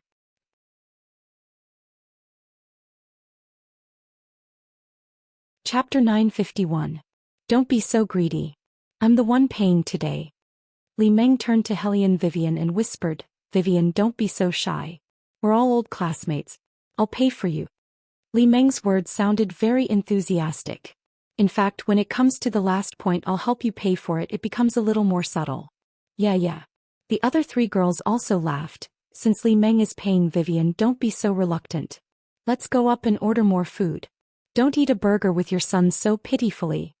At this point, the intelligent Hellion Wei Wei of course already understood what they were trying to say. He just found it funny. Did these people think that she couldn't even afford a Burger King? That's why she bought a burger? Did Hellion Vivian look like she was poor? Qingchen also noticed the current situation, but he didn't say anything. These stupid humans weren't worth his time. In short, in their minds he was already a little bumpkin. No matter what he said, he was poor. Qingchen sighed silently. He looked at himself from head to toe. He didn't have any branded clothes. The clothes he was wearing were sent by Uncle Tang. He said that they were custom-made. There wasn't even a logo on them. Then he looked at little Fatty Ching, who was staring at him eating fries. Qingchen suddenly felt that there was a reason why he was mistaken for being poor. But he clearly loved money. Then he would work hard to earn money in the future. Just as Qingchen made up his mind, Bailey Shangxie was carrying the priceless black diamonds and black pearls in the demon world. He was going to use them to make a waist chain for his little brother's toy. His little brother didn't know how to wear clothes, so of course he had to be considerate. The demons in the demon world didn't dare to show their faces. They whispered to their companions, "What's the little master doing? I don't know. It seems that he's especially interested in jewelry this time." It's the first time I've seen the little master so serious and obedient. It's a miracle that he didn't beat anyone up today. This is a miracle. At this moment, Bailey Shangxia suddenly straightened his little body and glanced in their direction. The fiendish demons trembled. They thought that he was going to grab them and torture them again. Instantly all of them froze. He was hesitating whether to flee to the left or to the right. Unexpectedly, the little master grabbed the leg of one of them and threw that person out. Bending down, he picked up the largest black pearl at his feet and continued to walk forward. He didn't even notice their existence. All the fiendish demons. What the hell is going on? How could they know that Bailey Shangxia only had the thought of digging for jewelry for his brother? How could he care about them? At this moment, little Qingshan was still eating his hamburger. His little face was round as he took big bites. He looked at the people in front of him with his big eyes and leaned over to drink from his Coke cup. He was so adorable. Obviously, Hellion Vivian didn't take these people's words to heart at all. Her eyes were on her little Qingshan. She pinched his little face and leaned over to snatch a French fry from her son. Qingshan thought that Hellion Vivian liked it, so he dipped the French fry in ketchup with his other little paw and fed it to Hellion Vivian in a gentlemanly manner. Then he turned his head and said to Li Meng, "Thank you for the invitation, Auntie. But my mother and I prefer to eat French fries. So, Auntie, you can go up and eat by yourselves." Qingshan's voice was cold, but he said it politely. Li Meng couldn't find any fault with it. On the other hand, little Fatty Ching was furious when he saw Qingshan. His nostrils flared as he reached out and tugged at Li Meng's sleeve. "Mom, let him." Before little Fatty Ching could finish his words, he was nailed to the ground by Hellion Vivian's gaze. He didn't know why, but he felt like he was being stared at. "If that's the case, you can eat first." Li Meng seemed to have thought of something and quickly interrupted her son. She looked at Hellion Vivian and said with a smile, "Let's meet on the second floor of Starbucks later." Hellion Vivian curved his thin lips and put one hand behind the back of the chair. He smiled lazily and said, "Okay." Li Meng stood up with a smile and gave the 3 female classmates a look. Not all the classmates had arrived yet. It would be interesting to reveal the truth when they were all here. The 3 female classmates didn't know what Li Meng was thinking, but they had always tried to curry favor with Li Meng. When they heard what she said, they didn't stay for long. After they walked out of Burger King, little Fatty Cheng's hands were still tightly clenched. He was extremely unhappy. He didn't understand why his mother didn't let him vent his anger. Li Meng pulled her son aside and said in a low voice, Ching, remember this. That little brat doesn't deserve you to vent your anger in front of others. How many times have I taught you to maintain your composure? That kind of poor person doesn't deserve you to lose your composure. Do you understand?" "I know." Little Fatty Ching gritted his teeth. "But Mom, you have to teach them a lesson." Li Meng smiled. "Of course. I've already said that I'll help you vent your anger. Come, let's go eat first. It'll be almost time after dinner." In Burger King, Qingshan finished the last sip of her cola and said in a childish voice, "Pretty Wei, it seems that your classmates don't just want to have a party with you. Qingshan, you have to remember that the other meaning of any party is to compare." Hellion Vivian flicked his forehead and smiled evilly. "But they seem to have misunderstood something. They think that I'm very poor." Qingshan reached out her 2 little hands to save her little head. She educated Hellion Vivian seriously. "It's not that they think you're poor. They think that you're very poor. So, Pretty Wei, when I help you in the future, you have to give me more pocket money. Do you understand? You can't exploit child labor. I'm telling you how hard it is to live in this world." Hellion Vivian bent down and picked up Qingshan. She continued, "Besides, look at your brother. He handles so many official matters for your father, but he doesn't have any pocket money. I'm already very generous compared to your father." Little Qingshan was speechless. He finally understood why his older brother had to run away from home. His imperial father and imperial mother were equally shameless. They simply didn't give them any chance to survive. Fortunately, he still had his own little treasure vault. At this thought, Qingshan was about to check the kickbacks in her pocket. Little did she expect that when she lowered her head, Hellion Vivian took away more than a dozen 100 yuan notes, leaving only a 50 yuan note in her pocket. "Pretty Wei, you'll lose me if you continue like this. Good girl, it's not good to carry too much money. Last time you were kidnapped because of this. Mom helped you get rid of it, so you're safe now. Qingshan, tricks, it's all tricks. It was an accident that she kidnapped him, okay? However, Qingchen wasn't strong enough to fight against her bandit mother. After a while, she was distracted by Hellion Vivian's demon-shaped plushie. When Qingchen saw the plushie, she immediately thought of her brother. The plushie was very delicately made. It had a pair of pure black wings on its back and a few black studs on its ears.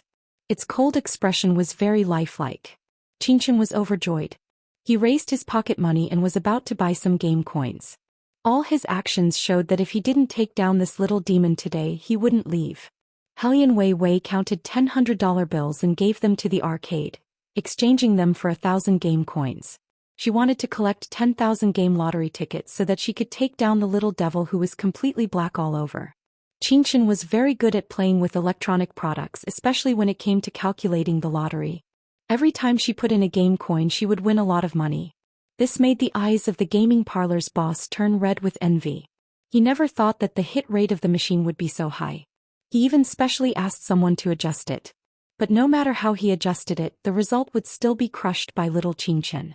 In the end, Qingchen won the most expensive plushie in the gaming parlor with less than 20 game coins. The plushie was an imitation and it was taller than Qingchen by a head. It would cost at least 600 to 700 yuan in a shopping mall. Qingchen was even cuter when she carried it because she couldn't see the road ahead. The owner of the gaming parlor didn't believe it. He put in a game coin himself, but he didn't win a single lottery ticket. Damn it, he lost a lot. 20 game coins were exchanged for a 600 to 700 plush toy. Naturally, little Qingchen was in a good mood, especially since this plush toy was a gift for his elder brother. Hence, he did not care about the beads of sweat on his forehead. He wiped himself clean with his little paws behind his back and continued to walk towards Starbucks. This time, quite a number of students had come. Li Meng sat in the middle. When she saw Hellion Vivian come in, she was very enthusiastic. "Why are you so late? I thought you would finish eating first. Do you want to order dessert for your son? You ate so little at Burger King just now. You must not be full." "Li Meng, don't let Wei Wei order anything. A pastry at Starbucks is enough for her to eat a meal at Burger King. How can she be willing to do that?" The female classmate next to her laughed. "How about this? I have a card here. If you order a cup of coffee, you can buy one and get one free. The free cup is just right for Wei Wei." Hellion Vivian didn't say anything. She just looked at the female classmate with a smile. The corners of her eyes were raised, and with the half-smile in her eyes, it added a bit of charm to her face. The female classmate was stunned by Hellion Vivian's gaze. She didn't know why, but there was a trace of coldness in her heart. The others didn't know how she felt, and they all urged Hellion Vivian to order something. Hellion Vivian didn't go to the bar counter. Instead, she held Qingchen's hand and sat on the sofa. She was as lazy as ever. "I prefer drinking compared to coffee. I just finished eating, so I won't drink anymore." Seeing this, Li Meng and the 3 female classmates looked at each other. They were even more sure that Hellion Vivian was reluctant to order. "Since Wei Wei doesn't want to drink, then forget it." Li Meng tried to mediate. She lowered her eyes and took a sip of the coffee. Her posture seemed noble, but in fact she was just pretending.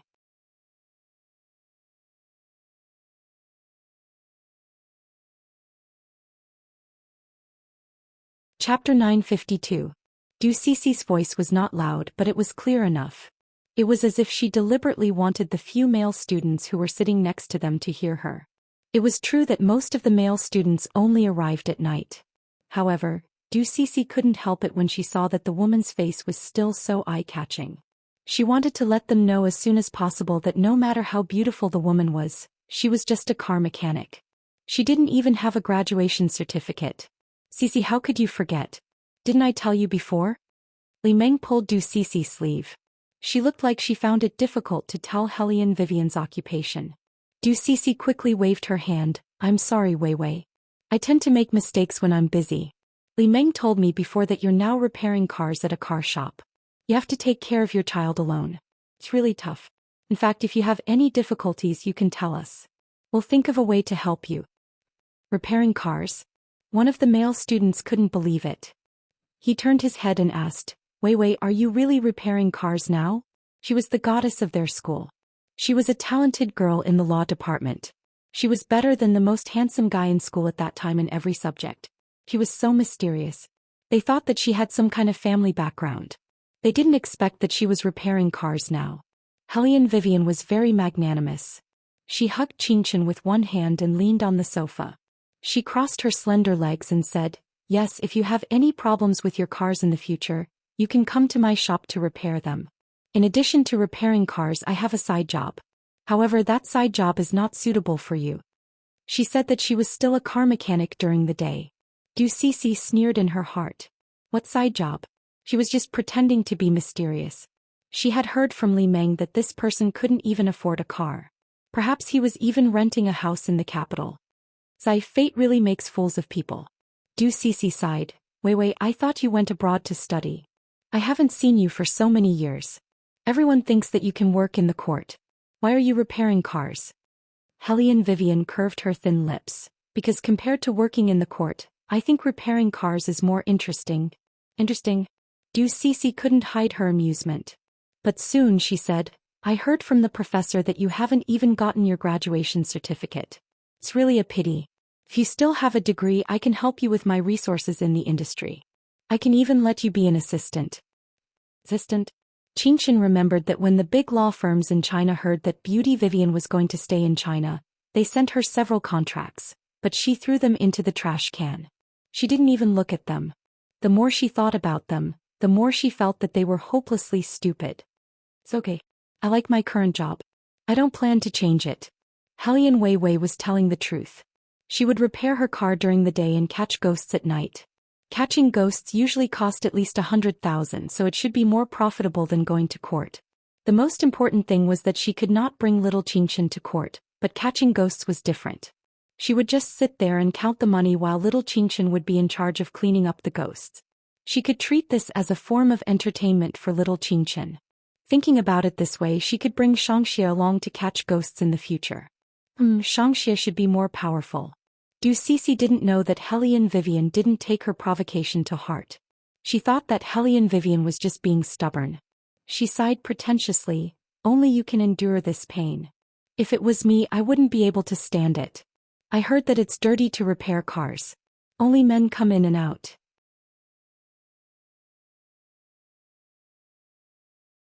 Everyone lowered their heads and drank their coffee to hide something. However, some of them still had a smile on their faces. It was as if they were mocking little Fatty Ching together.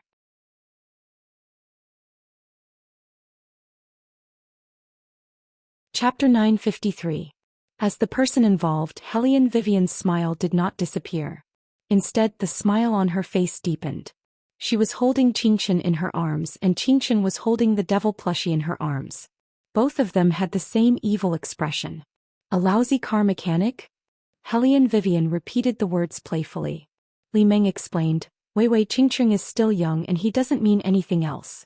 It's just that those people on TV usually describe him like that, so he followed suit. After all, I've been too nice to him. I've always wanted him to experience the life of other families, but his father taught him to do more useful things since he was young so that he could do more business in the future. In his impression, he naturally thinks that there is no future in car mechanics. In fact, he can do any kind of work, right? This explanation was not an apology at all. It was more like she was shirking responsibility. It was as if she could not blame her son for this incident. After all, car mechanics were a profession with no future. This reminded Hellion Vivian of the popular bridesmaid incident on Weibo not long ago. After the incident, some people also posted statements like this. They did not apologize properly when they should. After reading the whole article, they were shirking responsibility. But as the victim, they had to be the first to say sorry sincerely. This kind of rule was very common in society. But it did not mean that people would not speak up about it. Perhaps Li Meng thought that her family was rich and powerful, her father was in power, and she married a good man. That was why she had a different explanation for this kind of thing. Moreover, she was confident that as long as she said it, there would definitely be people seconding her. As expected, as soon as Li Meng's voice fell, the female classmate who had just eaten with her laughed. Wei, you really can't blame Qingshan for this. Qingshan grew up in an excellent environment. You should also know that he is a veritable second-generation official.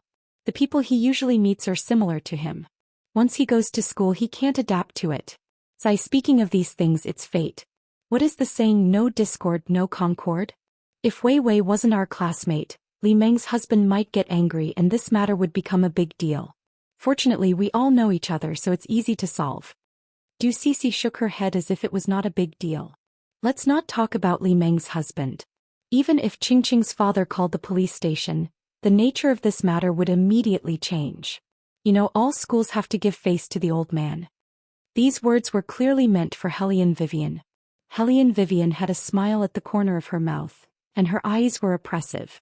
Do you mean that because Qingqing is the son of an official, it's okay even if he humiliates the children next to him? Wei, it's not a big deal. How can you say that it's a humiliation? Du Cece wanted to make things vague. We're mainly saying that Qingqing doesn't have a bad heart. We're afraid that you'll misunderstand. That's why we mentioned Qingqing's family background. Family background? Hellion Vivian's smile grew wider. To be honest, she was not afraid of any family background. Moreover, she felt that little fatty Qing in front of her was not the son of an official. He was just the grandson of the head of a department. Although in the capital, no matter how small an official was, it was still bigger than a city-level official. However, in Hellion Wei Wei's network of connections, such officials could be easily found. Moreover, every one of them was afraid of offending her. However, no one would know about Hellion Vivian's situation. Therefore, Li Meng and Du Cece felt that they were better than Hellion Vivian and they were very happy. Okay, let's not talk about these things anymore. Li Meng wanted to change the topic, so she looked at Du Cece. Why are you so late today? Didn't you say that you're busy with work? You don't look like you went to work. I didn't hear that you had a case to go to court. Du Cece put down the coffee in her hand and fiddled with the gold chain on her left wrist with her fingers. Her face was slightly red and she looked a little shy. I was called by my uncle at the last minute to meet the CEO of Ju Wei. Ju Wei. Not only the few female classmates next to her, but even Li Meng's eyes lit up. It's the aristocratic CEO that was reported by the media. I heard that he's very young and is even more handsome than celebrities. He came from the United Kingdom. Now the entire film and television industry in the capital is monopolized by him. He's so powerful. How do you know him? Did you get his phone number? Du Cece tucked her long hair behind her ear and suppressed the pride between her eyebrows. She pretended to smile calmly. You guys, how can it be so fast? But the next time we have a meal together, he'll probably leave his number. We're not close yet. Look, you even used the word we. Li Meng pointed at her with her finger.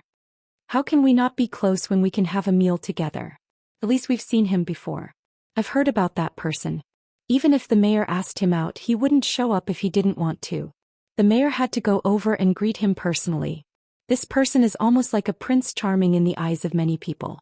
If he hadn't been living in seclusion, I'm afraid his limelight wouldn't be any lower than those popular male stars. Cece will have to count on you in the future. I don't understand what you're talking about. Du Cece's face was slightly red. She deliberately made her words sound very flirtatious, as if she really knew Baligaju. In fact, she had only seen his back from afar. However, she was not afraid of being exposed because everyone here, including Li Meng, would not be able to see that handsome man. Moreover, with her uncle around, she would be able to ask him out for dinner one day. Therefore, she was not lying. Du Cece had always been good at packaging herself. She knew how to speak without exaggeration so that she could mingle better in front of others. As soon as she finished speaking, the male students on the other side came over. Many of them wanted to see if they had the opportunity to get in touch with Ju Wei. As long as they could get in touch with her, it would mean countless business opportunities and benefits. Just like that, because of Du Cece's words, the atmosphere in the coffee shop suddenly became lively. Everyone wanted to ask Du Cece about something. Only the mother and son who were sitting on the sofa were a little confused. They were exceptionally quiet. The excuse that Hellion Vivian had originally thought of disappeared at this moment. Qingqin, on the other hand, hugged the devil plushie and blinked twice. She raised her little face and asked Hellion Vivian, "Pretty Hellion Vivian, I didn't hear wrongly just now. Is the company she mentioned really called Ju Wei?" "You didn't hear wrongly. She was indeed talking about Ju Wei." Hellion Vivian reached out her hand and touched her forehead. She thought silently, this name should be quite common, right? Why did she not feel confident when she said the last word, right?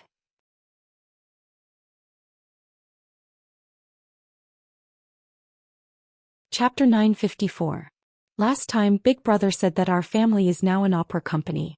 Because he wants to be an opera singer in the future, Dad set up a company for him to play with in advance. We were afraid that he would eat up all the opera singers in a moment of ferocity. Qingshan reached out his little hand and pushed away the devil plushie that was blocking his face. He lowered his voice and muttered to himself, but Dad's naming skills should be better than Mom's. Qingshan, are you questioning my aesthetic standards? Hellion Vivian raised his beautiful eyebrows. Also, that's not called an opera singer, it's called a star. Your brother came from ancient times, are you from ancient times too? Please speak modern language. The little one shook his little finger very seriously. Now, it's not a matter of aesthetic standards, it's a matter of coincidence. Anyway, Beauty Vivian, I need you to tell me that the current situation isn't what I think it is, right? Cough, to be honest, I think the same as you. Hellion Vivian lowered his eyes very seriously. And so, the mother and son's expressions were in sync again. It had to be said that it was a little cute. However, Qingshan seemed to have thought of something and suddenly his eyes lit up. Beauty Vivian, if Dad gave his phone number to another woman behind your back, what would you do? He hasn't given it to me yet. Hellion Vivian's voice was very languid. Qingshan said in a small voice, then what about eating? Eating with another woman? From what that auntie said just now, she seemed to have eaten with father and it was a kind of blind date meal. Hearing this, Beauty Vivian paused and then took out her phone. She directly opened a certain someone's WeChat and sent a few words. I heard that you went for a blind date meal? When Qingshan saw that Beauty Vivian sent him a WeChat message, he stared at the screen with great interest. He especially wanted to know how father would reply to this message. Yes. Wait. Qingshan seemed to have found something very interesting. She sat in Hellion Vivian's arms obediently and cutely. After thinking for a while, she felt that she had to tell her elder brother about this matter. Therefore, she imitated Hellion Vivian and took out her small mobile phone. This kind of small phone looked fake from the outside. It was not available on the market at all. However, the core was real. There was no problem with communication. Bailey Shangxie had one and Hellion Qingshan had one, which was used for family communication. While Qingshan was typing, his little finger poked around on the screen, and his little face unconsciously puffed up like a little bun. The more Hellion Vivian looked at him, the more amused she felt. She hugged her son and kissed him. When Bailey Shangxie received the WeChat message, he was flipping the fourth monster. Halfway through, his pocket vibrated. He kicked the monster away, then took out the small phone. After reading the content, his thin lips curled up fiercely. The monsters standing beside him were so scared that they huddled together, trembling. They were afraid that the little master would rush over and kick them away. But a miracle happened. The little master did not continue. Instead, he lowered his head and typed on the phone. Since when did the toys used by humans become so attractive to the little master? This was completely illogical. Bailey Shangxie first sent a hug emoji to his younger brother. Then he turned around and opened his father's WeChat. He clicked on the Great Devil's profile picture and sent a provocative message. I heard that you cheated on me? There was no reply. He should be busy. Bailey Shangxie looked at his small phone for a while, then stuffed the black gem he dug up into his pocket. He looked down at the monsters who were frightened by him. What are you hiding for? Come and help me analyze. If my father cheated, how should I take my mother and younger brother to a faraway place? Cheated? Of course it would be a divorce. A divorce. Wait a minute. All the monsters were stunned. What did the little master just say? The master cheated. Where did he cheat from? Also, even if the master really cheated, the little master was so happy and excited that he immediately wanted to take the whole family away from home. What was going on? That's your biological father, right? Being a cheater for 10,000 years would not change his nature. All the monsters in the demon world were temporarily summoned to the first prison by Bailey Shangxie to discuss countermeasures against the master's cheating. This was simply impossible. They could not find the meaning of this meeting at all. Helplessly, Bailey Shangxie was very excited. I want to go back to the human world and see which woman my father is eating with. Then I will send a photo to my mother. All the monsters. If you really do that, you will definitely be hung on the wall by the master and given a good beating. Bailey Shangxie was never afraid of chaos in the world. He packed his things and prepared to return to the human world. In the afternoon, the warm sun cast a brilliant golden light into the blue sky. Bathed in the soft light, the Ju-Wei group looked even more extraordinary. The highest floor of the Hua Huang building in the capital was completely open. The luxurious conference room at the top was enough to accommodate hundreds of people. On the low-key and minimalistic office table were the documents that had just been sent by the Ministry of Commerce. The media had not left yet. They stayed in the reception hall downstairs, still hesitant and kept craning their necks to look at the stairs. Many people did not even have the chance to see the face of the master, let alone interview him. Everyone could not help but feel a sense of regret, but they did not give up. Because as long as they got a photo, even if it was a little blurry, there was a chance that they could make today's headlines. Baligaju had never accepted interviews. This time when he returned to the capital, they did not have to worry about the man's status. They could take photos if they wanted. It was a once-in-a-lifetime opportunity. They had to seize this opportunity. Unlike the eager media, all the senior executives of the Ju-Wei group were restless in their seats. The weather was not hot yet, but their foreheads were overflowing with sweat. It was not because of anything else, but because of the man sitting at the head of the table. His long and slender legs were crossed under the table. That beautiful curve formed a strong contrast with the hard lines of the table. His appearance was extremely handsome. His eyes were as deep as the sea, containing endless depth and wisdom.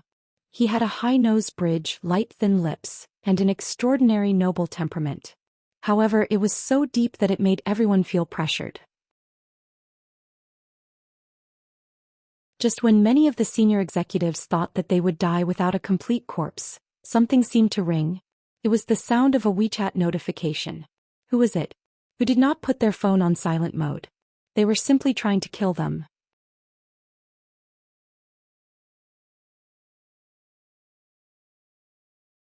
Chapter 955.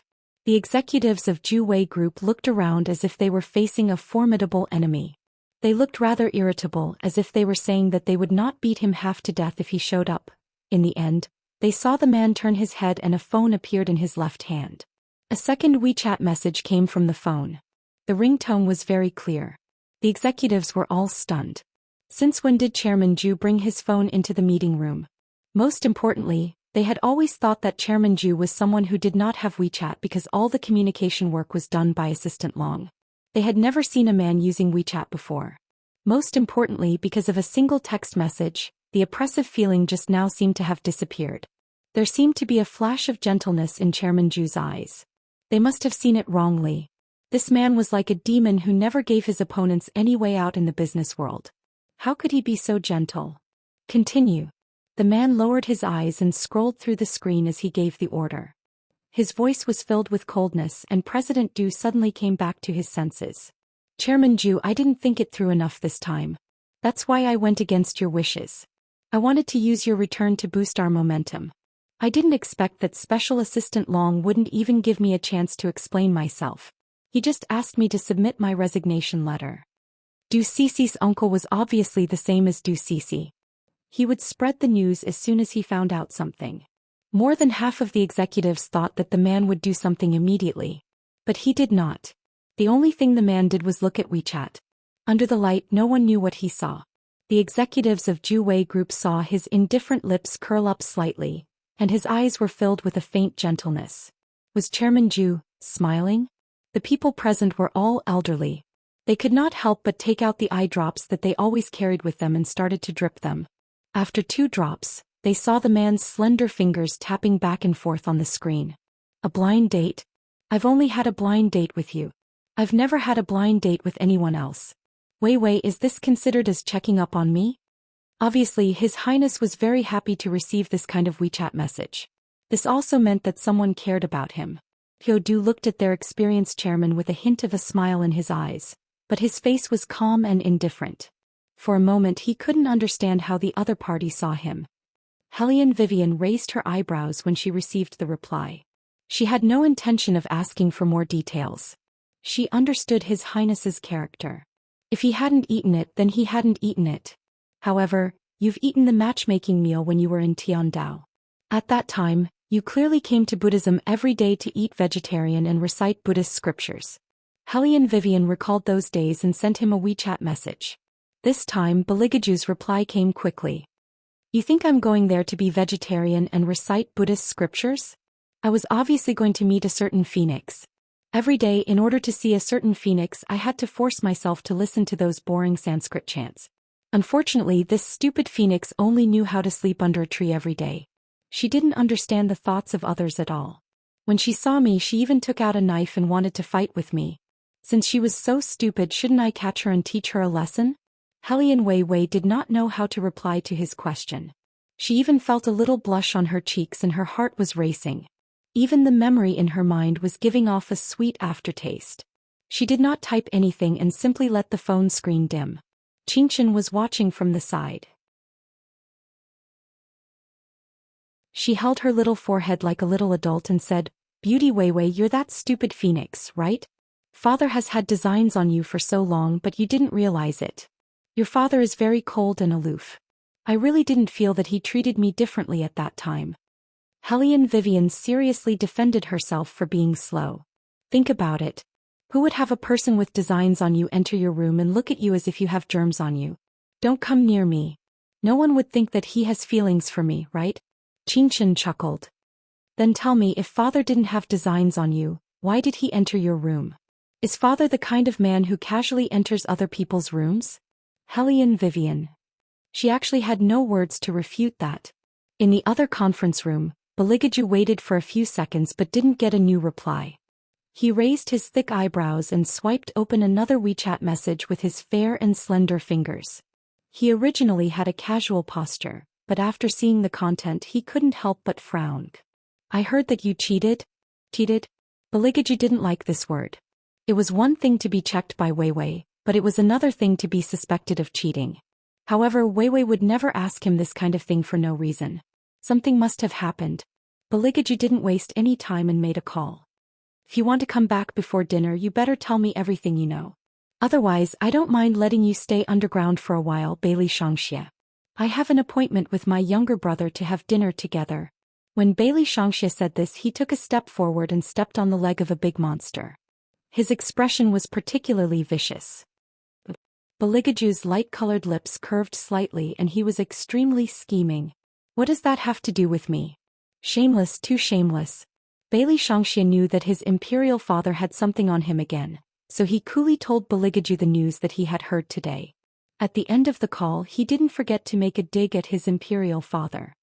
"Father, aren't you afraid that imperial mother will be angry and make you look for her for another 3 years?" This last sentence made the coldness brewing in the depths of Bailey Jiaju's eyes burst out in a flash. Even through the phone, Bailey Shangxie could feel his imperial father's demonic aura. The sound from the phone had turned into the sound of static. It was obvious that his phone had malfunctioned because of his imperial father. The senior management of Ju Wei Group didn't know what had happened because Chairman Ju had only said one sentence. However, they could clearly feel that the man's aura had changed again. It had become bone-chilling and cold. That kind of coldness was not like the oppressive feeling of a normal man, but a heavy sense of suffocation. The senior management saw him put down his phone and a strange smile appeared on his face. It was a smile, but not only did it not make people feel any warmth, it was very cold. He raised his eyes and glanced at Senior Manager Du, who was still standing. The coldness in his eyes began to surge slowly. "I heard that Manager Du has a pretty niece? Or is she studying law?"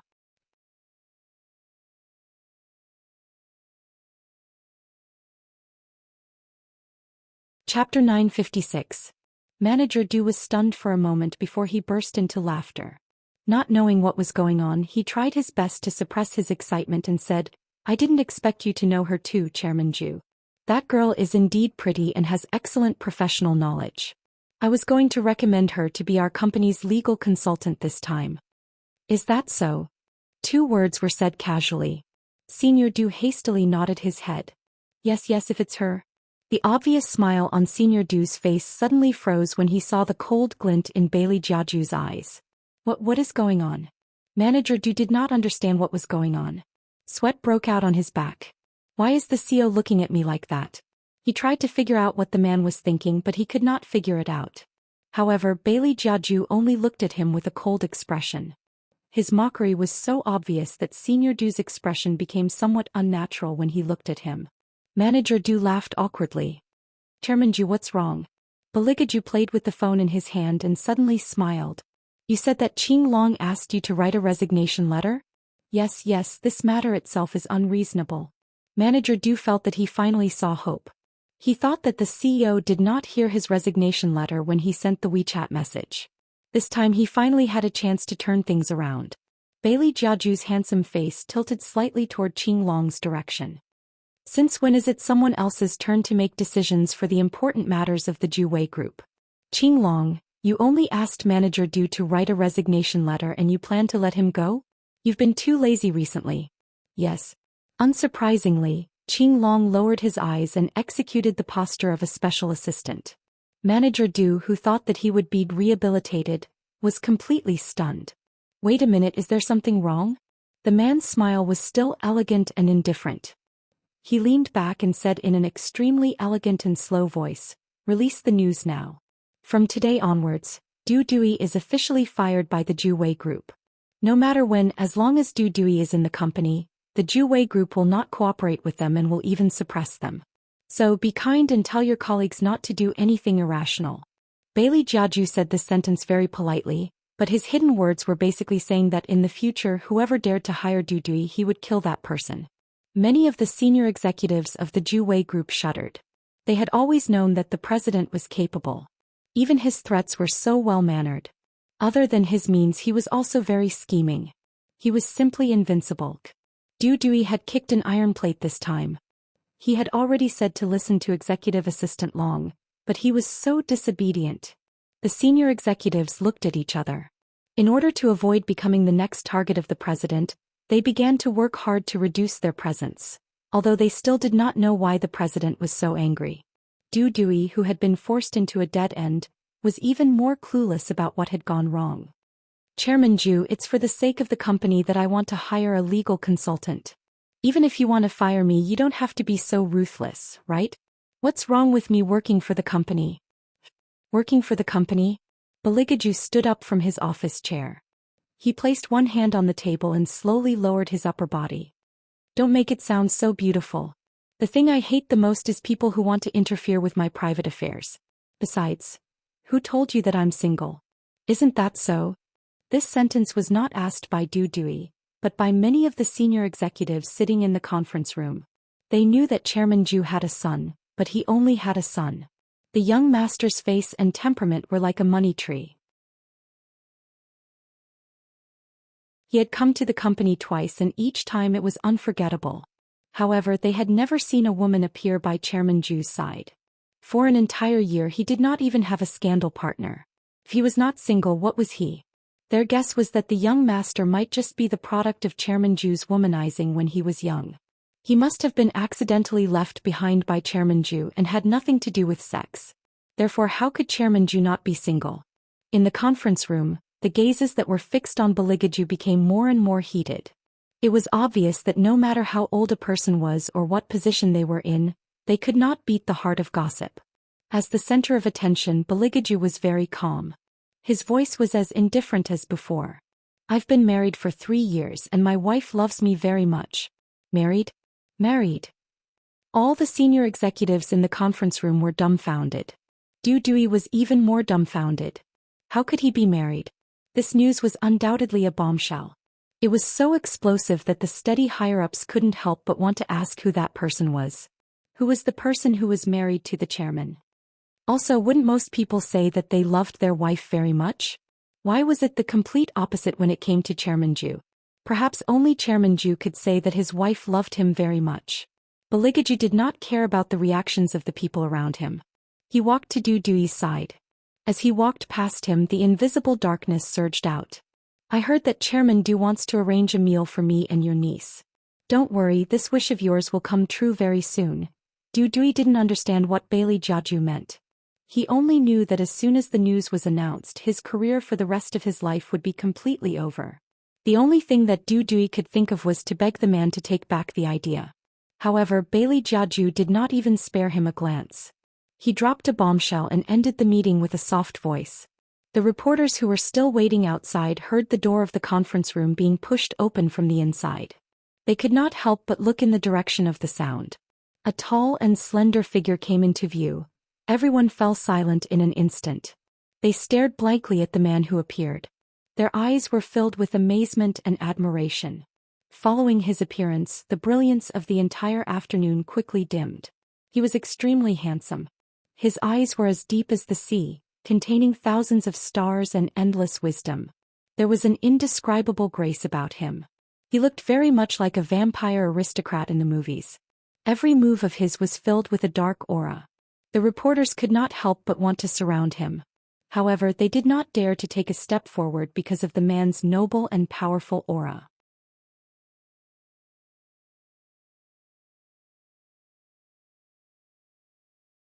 Chapter 957. Bailey Jiaju's footsteps didn't stop at all, as if all the lights in his eyes were a product of habit. He indifferently passed through the path that the bodyguards made in front of him, and walked toward the elevator entrance. Behind him, other than Qing Long, there was also Fire Qilin in a suit. The reporters wouldn't have any chance to interview him, so Azure Dragon was left behind to deal with the aftermath. Before he even walked out of the building, Baligaju dialed Bailey Shangxie's number for the second time. Bailey Shangxie, the troublemaker, was still figuring out how to get hold of his father's weakness in the devil realm. When his phone rang, he raised his eyebrows slightly and said with a cool expression, "Hello? If you want to return to the human world now, then give your mother a call immediately. Tell her that you want to see her." When facing his son, Baligaju didn't hide his true intentions at all. Bailey Shangxie narrowed his blood-red eyes. "Mother is still at a class reunion right now. If I see her, I'll disturb her. Dad, just admit it. You clearly want to see her yourself, then go to her class reunion to see if there are any potential love rivals. Little Bailey Shangxie, have I ever taught you that sometimes being too smart isn't a good thing?" Baligaju's voice was very light, but there was a special kind of evil in it. "I don't want to hear any more of your guesses. Call her now if you still want to leave the demon world."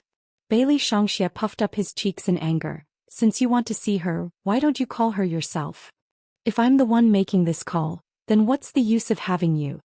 Baligaju paused for a moment before adding, "If you perform well this time, you can stay in the human world for a month. I won't threaten you with going to the demon world for a while. What do you think?" Bailey Shangxie's eyes flashed. "Deal? As long as his father doesn't threaten him with going to the demon world, he can take his mother and run away from home. That's it, that's right." However, his father was too shameless. He only knew how to use him. Regarding this, Baligaju didn't have the slightest bit of guilt. He turned to Fire Qilin and said, "Have you found the location of the class reunion?" Fire Qilin nodded. How could they not find out? Ever since they found out that Wang Fei was going to attend the class reunion, they began to understand the situation. The Princess Consort is drinking coffee now. In another half an hour they will go to the Imperial Sky Hotel for dinner. The Imperial Sky Hotel is also one of Zhu Wei's properties. The Shadow is in charge of that place. Very good. Bailey Jiaju's lips curved into a smile, contrasting with his pitch-black pupils, forming a deep and cold phoenix tail line. On the other hand, Hellion Vivian didn't know that His Highness was planning to come over now. After all, they had agreed to wait until everything was over before he came to pick her up. Hence, Hellion Vivian was still sitting in the cafe studying the WeChat message with Qingchen. Hellion Vivian felt that His Highness would never lie in this aspect. However, when did he set up the Zhu Wei group? As the first successor and first lady, Hellion Vivian and Qingchen expressed that they would need to search the internet to find out how much the Zhu Wei group could fetch if they sold it. Forgive this pair of mother and son, they were money grubbers. However, Du Cece, who didn't know anything about this, looked at Hellion Vivian's side profile and smiled faintly. "Look at how you guys are always talking about me and neglecting Wei Wei." Hearing this, the girls looked at each other and laughed again. "Wei Wei, look at how confused you are. You probably don't know who the CEO Zhu is, right? It's a pity that you don't know about this since you usually repair cars. The Zhu Wei Group's properties are spread all over the world. He is a real business tycoon. If Cece really gets together with him, it will be difficult for us to even see Cece in the future." "What are you guys talking about? Am I, Du Cece, the kind of person who is vain?" Du Cece took a sip of coffee. With Wei Wei's current profession, it's normal that you haven't heard of the CEO Zhu's name. However, Wei Wei, if you have the chance in the future, you can come and look for me. Who knows, you might be able to meet the CEO Zhu. Hellion Vivian still didn't say anything. She just looked at Du Cece with a languid expression. There was an obvious interest in her eyes. It seemed like she was mocking or ridiculing her. Du Cece's expression became a little unnatural when she looked at Du Cece. What's wrong with this woman? She seems to be able to see through people. In the past, Du Cece didn't like Hellion Vivian's gaze. When they were in school, everyone tried to curry favor with her and wanted to have a good relationship with her. Only this Hellion Wei, although she did not say anything, but that kind of indifferent look in her eyes would make people feel uncomfortable. When they were in school, it wasn't that Du Cece didn't think of ways to isolate Hellion Vivian. The results were very good. This was because Hellion Vivian, who was popular with boys, was always a little hateful in the eyes of the other female students. However, in Hellion Vivian's eyes, this kind of thing was like a clown's prank. She didn't care about Hellion Vivian at all. Even if she was isolated by the other people in the dormitory, Hellion Vivian didn't seem to care about it at all. At first, Du Cece thought that Hellion Vivian didn't know anything and was just too cold-blooded. However, when they were in class again, Hellion Vivian looked at her with a mocking gaze. It was as if Hellion Vivian had seen through everything. Hellion Vivian's gaze at that time was just like how it was now. Du Cece secretly clenched the coffee cup in her hand. What kind of joke is this? What right does Hellion Vivian have to mock me now? She's just a lousy car mechanic who has a son who doesn't even know his father. How can such a woman be qualified to look at me condescendingly? Du Cece changed her mind and said, "Speaking of blind dates, Wei, it's really hard for you to raise a child by yourself now. Have you ever thought of finding someone to take care of you? Wei, don't blame me for being blunt. We're all old classmates. I'm saying this for your own good. Back then you were a talented law student in our faculty. Many people would worship you whenever you looked back and smiled. But now we're not young anymore. You have a child by your side. Don't be too picky. If you continue to be picky, it'll be too late for regrets when you're old. How are you going to live in the future? You can't just rely on your car repair job." "Cece, you're right." Li Meng looked at Du Cece's eyes and smiled. Wei, no matter what you did in the past, it's all in the past now. The resources we know here are all good. If you really can't do it, we still have the resources from our male classmates. We can ask them out to meet you. With Wei's appearance, it's still possible to find an ordinary worker. However, since you have a son, you have to lower your expectations.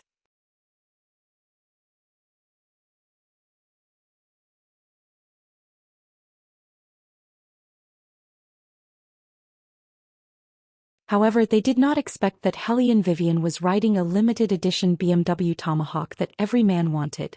Since the parking lot was different, they did not know much about Hellion Vivian until they arrived at the Royal Hotel. However, they originally thought that Hellion Vivian would be late because she was riding a motorcycle. Unexpectedly, when they walked into the lobby, Hellion Vivian was already waiting there. Her waist-length chestnut hair was as beautiful as seaweed. Standing in the middle, she was very eye-catching. All the students had to admit that no matter how poor she was, her beauty had seeped into every detail with the passage of time. They could not help but chase after her. A large number of students were brought in by Xiao Zifeng. Du Cece and Li Meng bent their heads and were talking to him. The man was undoubtedly very good-looking. His well-ironed suit outlined his elegance perfectly. His voice was also low. It was not difficult to see the charm that he was exuding. Although he was not talking to Li Meng, there was a faint blush on Li Meng's face.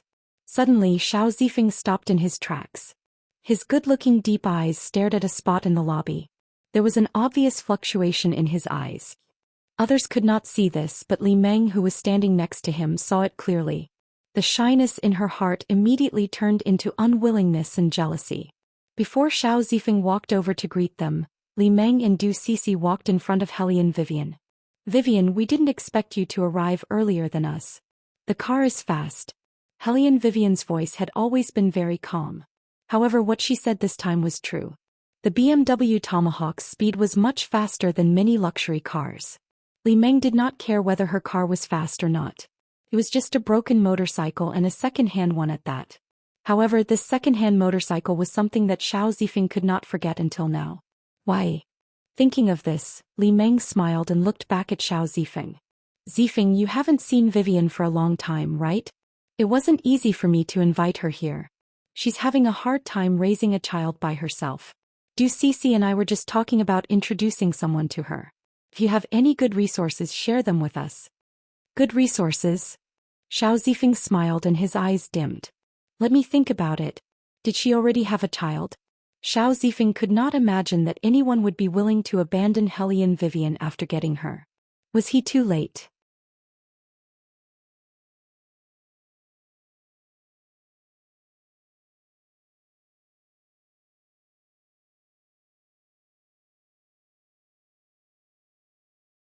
Because it seems that the girls have miscalculated the update time. I reverted to updating between 8 p.m. and 11 p.m. every day.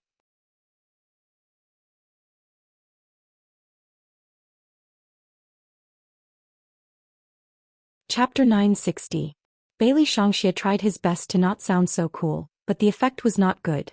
The words that came out of his mouth were still a little cold. Is it inconvenient for mommy to have a gathering? Hellion Vivian did not speak. Qingchen, who was standing beside her, tugged on her jeans. Hellion Vivian subconsciously bent down to cooperate with her son. Qingchen's cheeks were still puffed up. She hugged the demon plushie in her hands and said obediently to the other side of the phone, I miss Big Brother too. When I went to school today, the teacher caught me daydreaming during English class.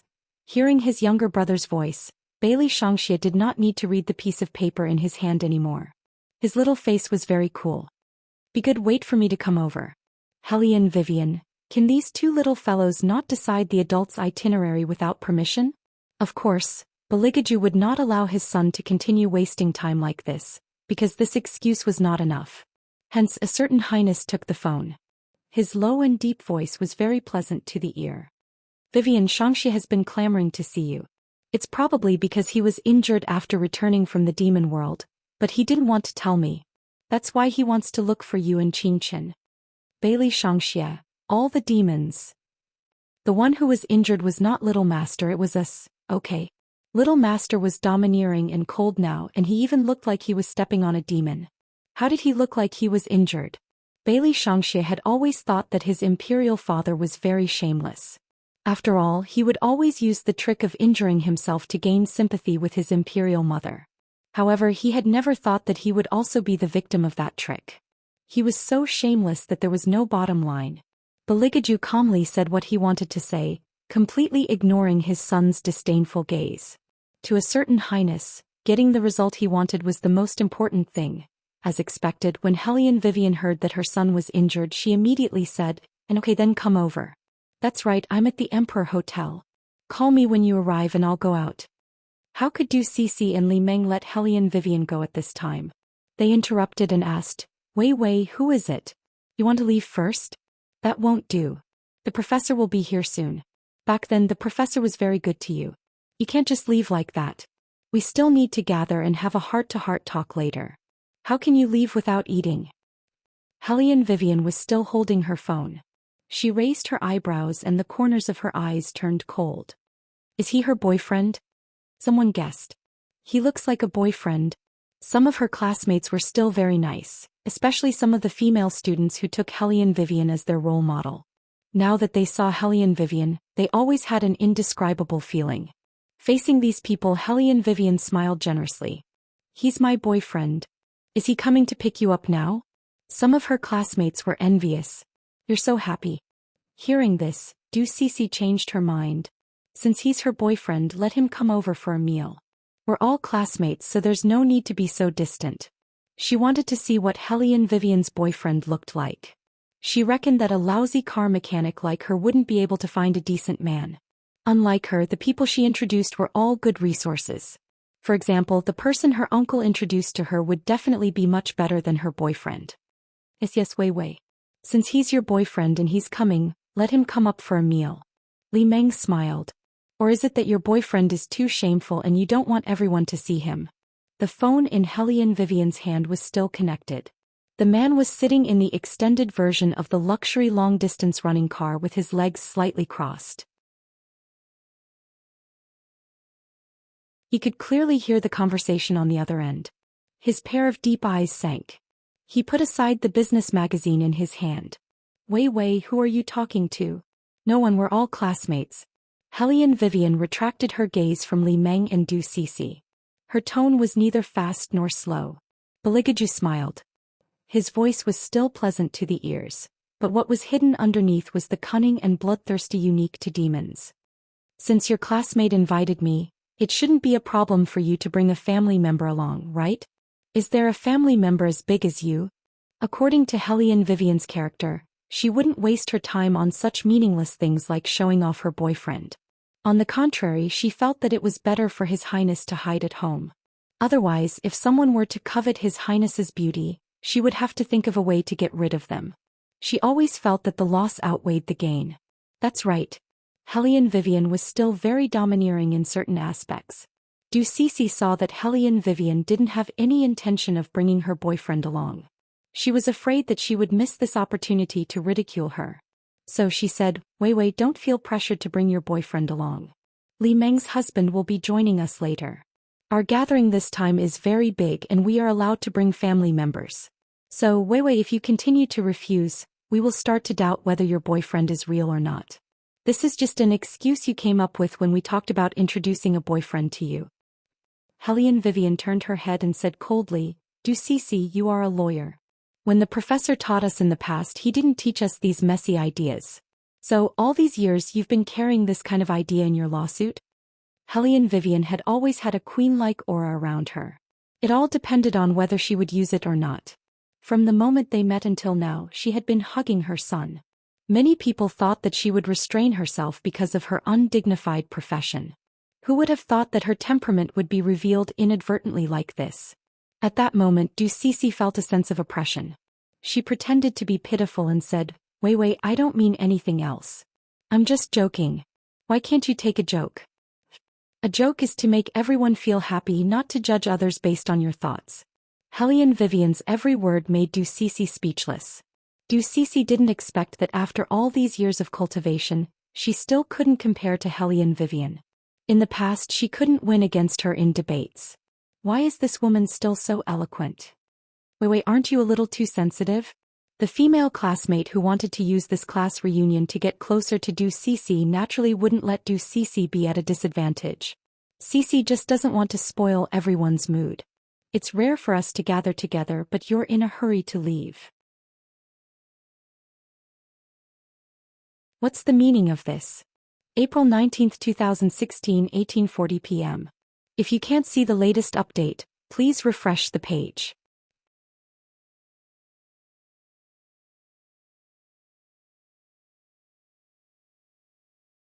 Chapter 961. Alright. Li Meng tried to smooth things over. We all have the same thoughts. I hope it'll be more lively. Hey, Cici is right.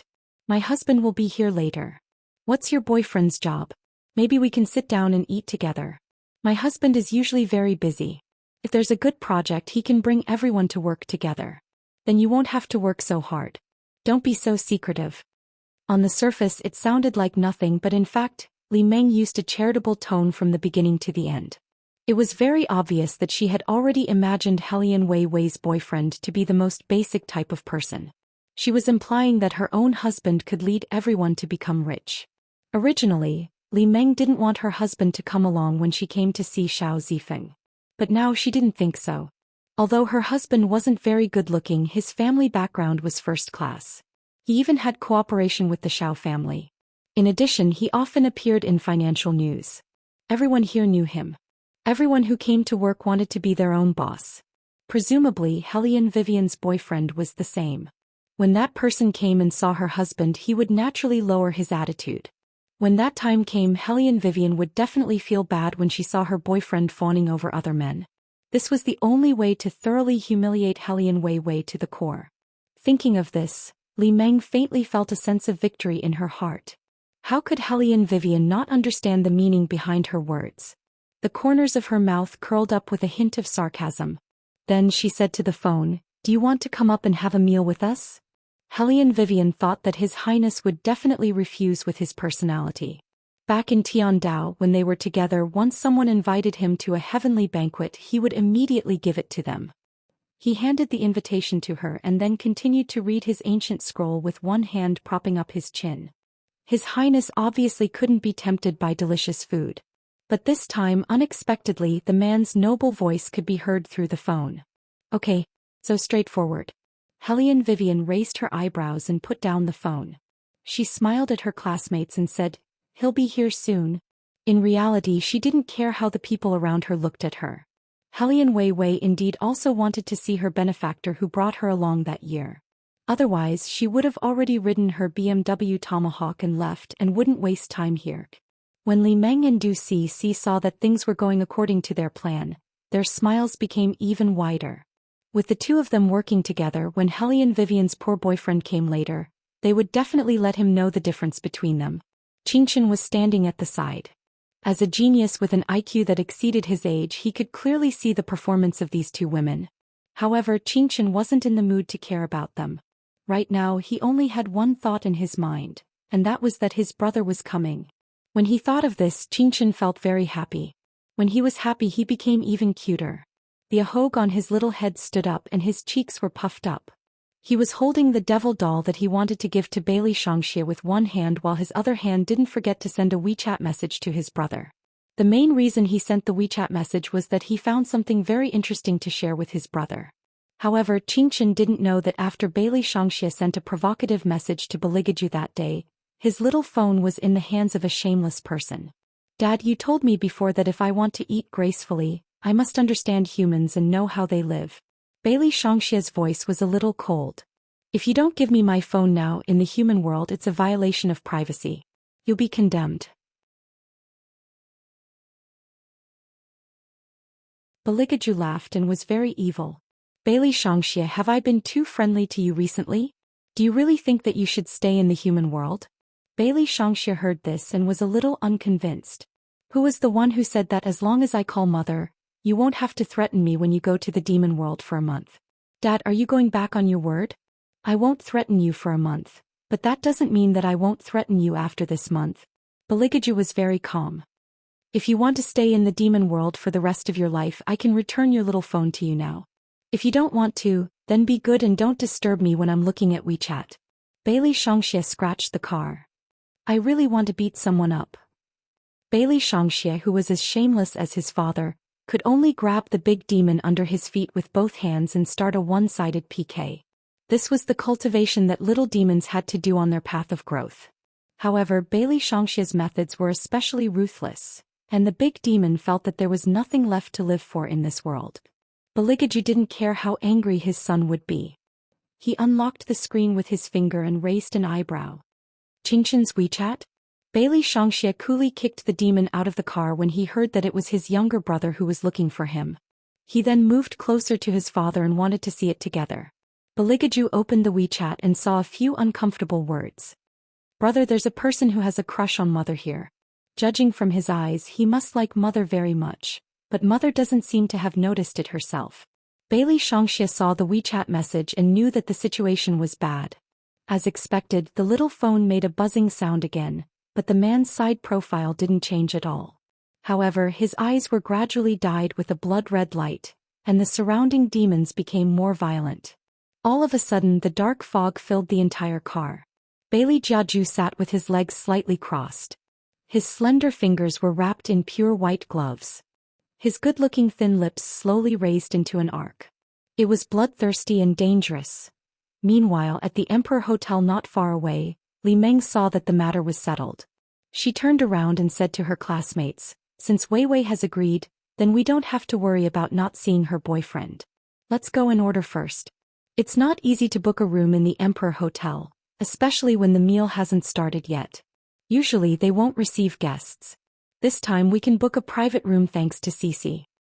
Du Cixi pushed her and pretended to be reserved. In fact, her tone sounded like she was showing off intentionally. "Meng, that's enough. I don't have any connections, I rely on my family. After all, uncle is a senior manager in the Juwei group, so he naturally has a say here."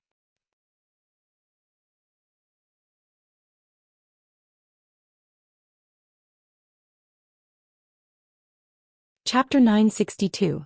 Cixi, you don't have to be so humble. As long as you work harder, this Emperor Hotel is not a place you can eat whenever you want, Li Meng said. Some of the students who arrived late did not understand and asked curiously, "What do you mean? We don't understand."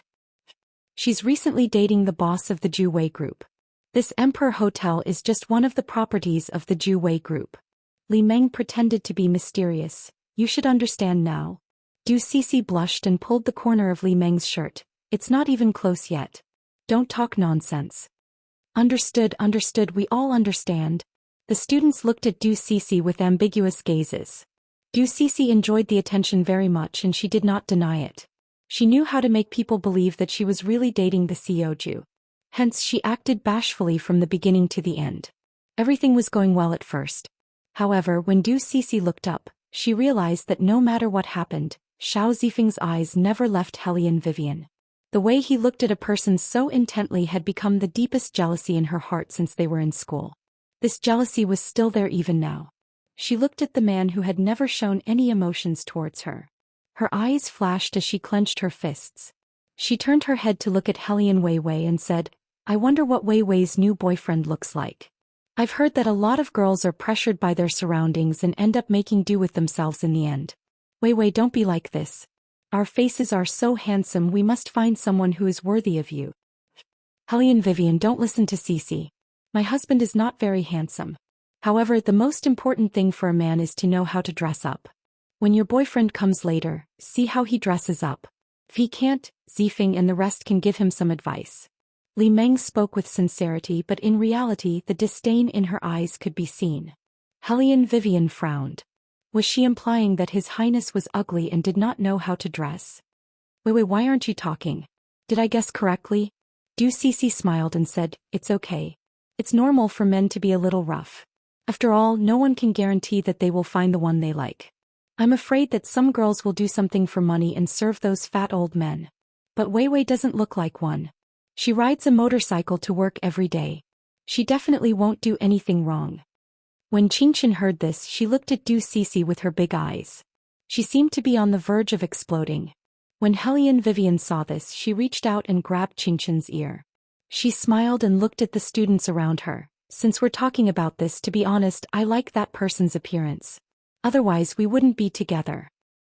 Little Qingchen's murderous aura immediately disappeared. He nodded his little head. He believed in this. Ever since he was born, Beauty Weiwei had been praising his father's handsomeness almost every day. That had become his mantra ever since he was a child. But why didn't his brother reply to his WeChat? He was still waiting to discuss with his brother. Hellion Vivian's words surprised everyone. Many of the students laughed. They did not want to make the atmosphere awkward, so they joked, Weiwei, are you serious? You don't look like the kind of person who is greedy for beauty. I've always been in the appearance circle. Hellion Vivian's tone was very natural. She smiled and said, He's the most handsome man I've ever seen. I took the initiative to chase after him because of his appearance. Hellion Vivian was telling the truth. She had always boasted that she was a domineering president. Of course, she would be the one to chase after people. However, it was obvious that others would not think so. Weiwei, you're exaggerating. Zifeng is here. Who can be more handsome than Zifeng? Be careful, you're spreading your net too wide.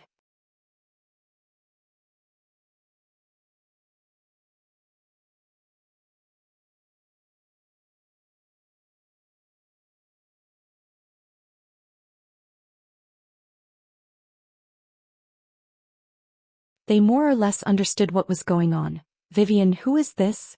Before Hellion Vivian could say anything, Beligaju smiled. He was cold and well-mannered. He curled his lips and said, Hello, I'm Vivian's husband. Husband? The university students were stunned by his smile. Didn't he say that he was her boyfriend?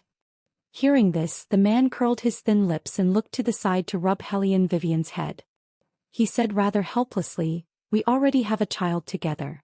Why are you still telling others that I'm your boyfriend? Vivian, you're always so unclear about your position. Hellion Vivian. She was really not used to His Highness being so gentle. Moreover, he seemed to be very cooperative with other people's questions today. But he was usually very cold and aloof. Even if it was for her sake, according to His Highness' way of doing things, he would only reply with a light when others asked him a few questions. What was going on today? Bailey Shangxie, who knew his father's way of doing things, did not complain about his father's shamelessness. Instead, he tiptoed and picked up Qingchen from Hellion Vivian's arms. He acted like a good brother. Are you hungry? Qingchen nodded her little head and pushed the devil plushie in her hand forward. This is for big brother. I didn't buy it. I caught it. Bailey Shangxia hugged his younger brother, who was only a head shorter than him. Clearly he did not have the time to take the plushie. A rare smile appeared on his cool little face. He was happy that his younger brother always thought of him. The two little ones were already very close.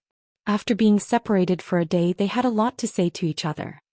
I also have something for you. I'll help you put it on when we eat later. As a good brother, Bailey Shangxia was more mature than Qingchen. Hellion Vivian asked him to put Qingchen down. Bailey Shangxia did not let go. Although he was a little shaky when he walked, he still felt that it was necessary to carry his younger brother. It was more dangerous to let Qingchen go down. There was such a stupid human here. What if they bump into each other later? Looking at this warm and intimate scene, Du Cece and the others felt their faces hurt. Especially the few female students who tried to strike up a conversation with the man. They felt jealous and ashamed. They never thought that Hellion Vivian would find such an outstanding-looking man. Li Meng remembered what she said just now. She wanted to scratch the wall because compared to her husband was really too weak. Fortunately, her son said that he wanted to go to the toilet and her father took him there. Otherwise, standing here would only show the gap between them. Seeing through Li Meng's thoughts, Qingchen, who had been waiting for a chance to counterattack, suddenly seized the best opportunity. Holding the devil plushie in her hand, she said in a childish voice, "Auntie, now that you have seen my dad, you should give up the idea of letting your husband teach my dad how to change clothes, right? After all, my dad is really not ugly and obviously uncle can't teach my dad how to wear clothes."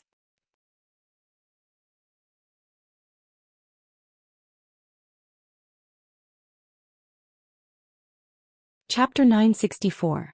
After little Qingchen's reminder, all the students recalled what Li Meng and the others had said before the man appeared. They all turned to look at Li Meng and the others. Li Meng and Du Cece had been flattered by others ever since they graduated. They had never encountered such mocking gazes before.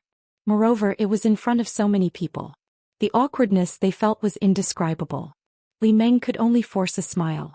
Her face was a little stiff. Children tend to take adults' words seriously. "Qingchen, we were just joking with your mother. Hey, you hid such a handsome man at home. Why didn't you take him out earlier and let us see him? You're still hiding him." She originally thought that by saying this, Hellion Wei Wei would be somewhat embarrassed and change the topic. Who would have thought that Hellion Wei Wei would curve her lips at her, mischievously and willfully? "It's because he's too handsome that I have to hide him. I didn't want you to see him at first. After all, I'm very troubled by people who want to come over and strike up a conversation." As Hellion Vivian spoke, she glanced at the few female students with clear eyes. Her short sentence made those people's faces turn red and white. They looked at Hellion Vivian with eyes full of resentment. However, they had no choice but to suppress it. Otherwise, they would be the ones embarrassed. "Wei Wei, you two are a good match." A female student chuckled and gave her blessings. She meant what she said. The two of them were a perfect match, both in terms of appearance and height. It was also because Hellion Vivian was more charming and evil compared to other women. Her queen-like demeanor would not be hidden no matter what the environment was or what clothes she wore. This was the person she wanted to be when she was young. She was neither servile nor overbearing and was as tenacious as time. Otherwise, anyone who stood next to Beligaju would be overshadowed and would not be able to stand out. Beligaju was very satisfied to hear such a compliment. He smiled and thanked her. At that time, the female student did not know that because of her blessings, she would be officially hired by Ju Wei Group and become a member of their legal team. Du Cece, who was standing next to them, could not stop her heartstrings from trembling. She only felt that the man's voice seemed to have a magical power. There was a low magnetism in his cold voice. Now that she was listening to it again, his voice was clear and bright like the spring breeze in March. It was refreshing and gave her a special sense of comfort. What kind of luck did Hellion Vivian have to meet such a man? However, even if he was extraordinarily handsome, so what? He must be extremely poor.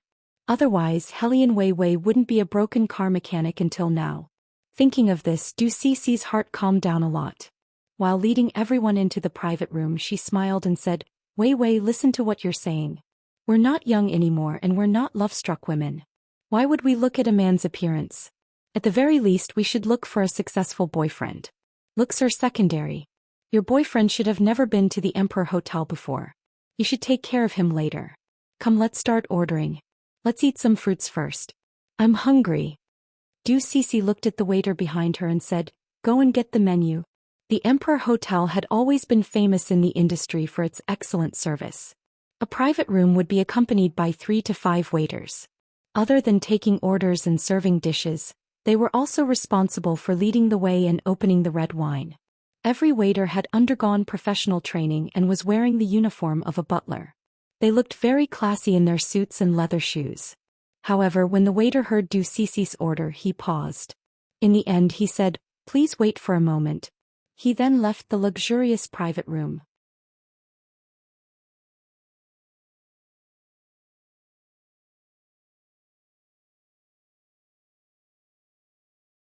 She was the one who said that her uncle was a high-ranking executive in the entertainment company. Which entertainment company? Bailey Shangxia thought very coolly. When I go back, I'll make that company go bankrupt. Qing Chen lifted the devil plushie up and said, Ju Wei. Bailey Shangxia thought to himself. This company really cannot go bankrupt.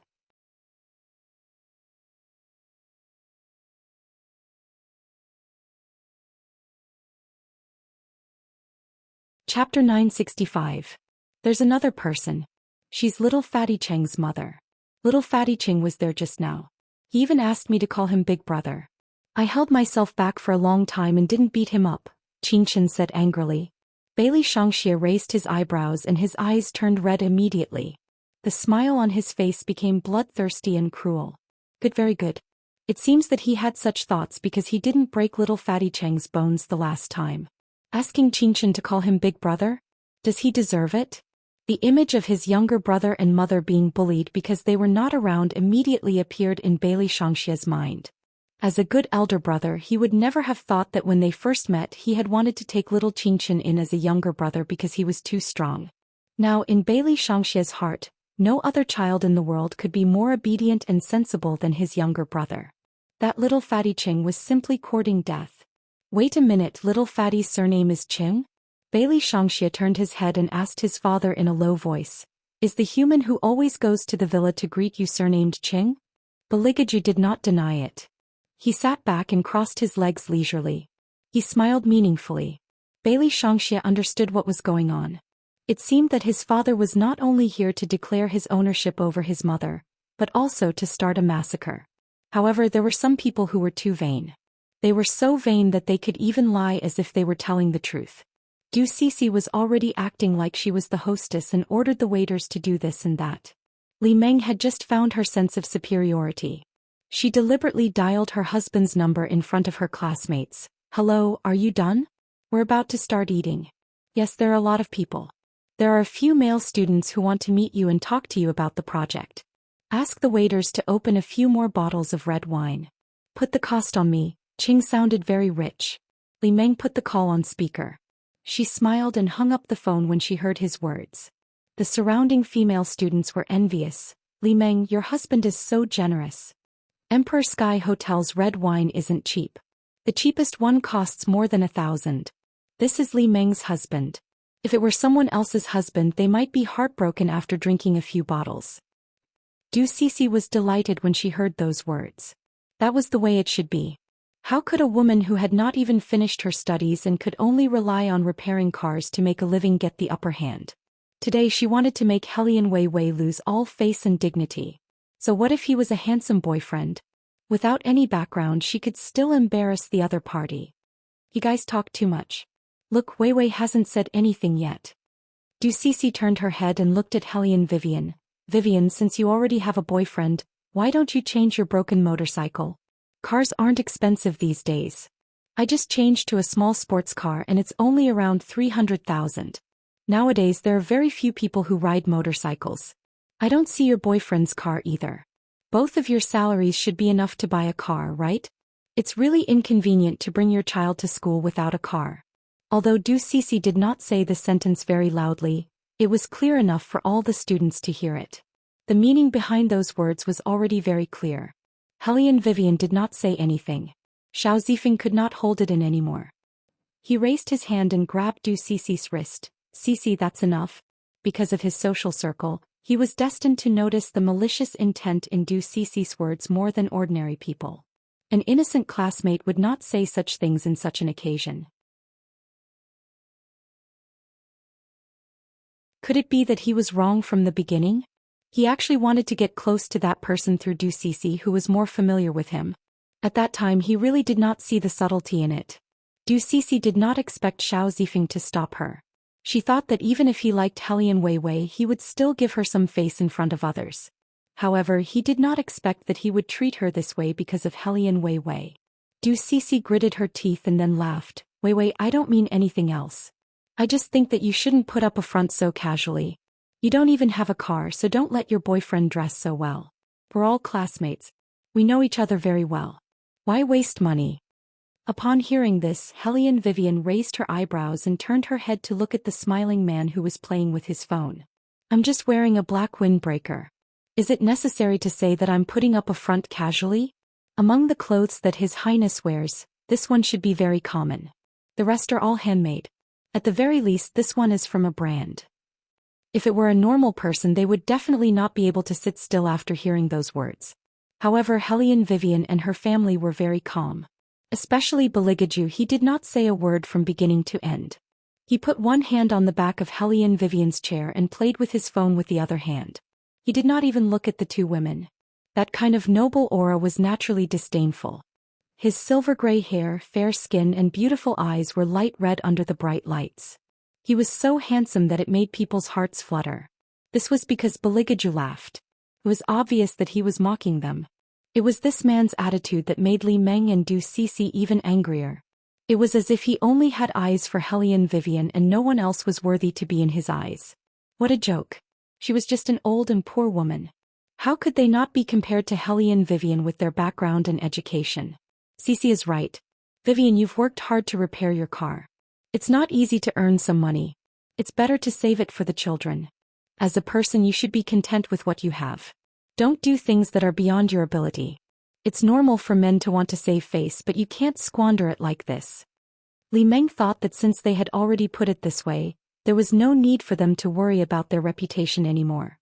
She smiled and said, if your boyfriend really has the money to spare, he'll help you change that lousy motorcycle first. Don't always think about buying clothes. You can't count on branded cars. It shouldn't be difficult to change to a four-wheeled motorcycle, right? Or is it that you can't even afford a car with your current financial situation? Li Meng looked at Helian Vivian and sighed softly. I thought that your boyfriend would have a decent job. Vivian, do you really not want to consider being an assistant at Cici's company? If it's really not possible, you can ask your boyfriend to go to Qing Group. I'll talk to my husband. Although he usually doesn't care about these trivial things in the company, it's still very convenient for him to arrange for someone to go in. As long as your boyfriend is not like you who has no education. Before Li Meng could finish her words, a swishing sound was heard.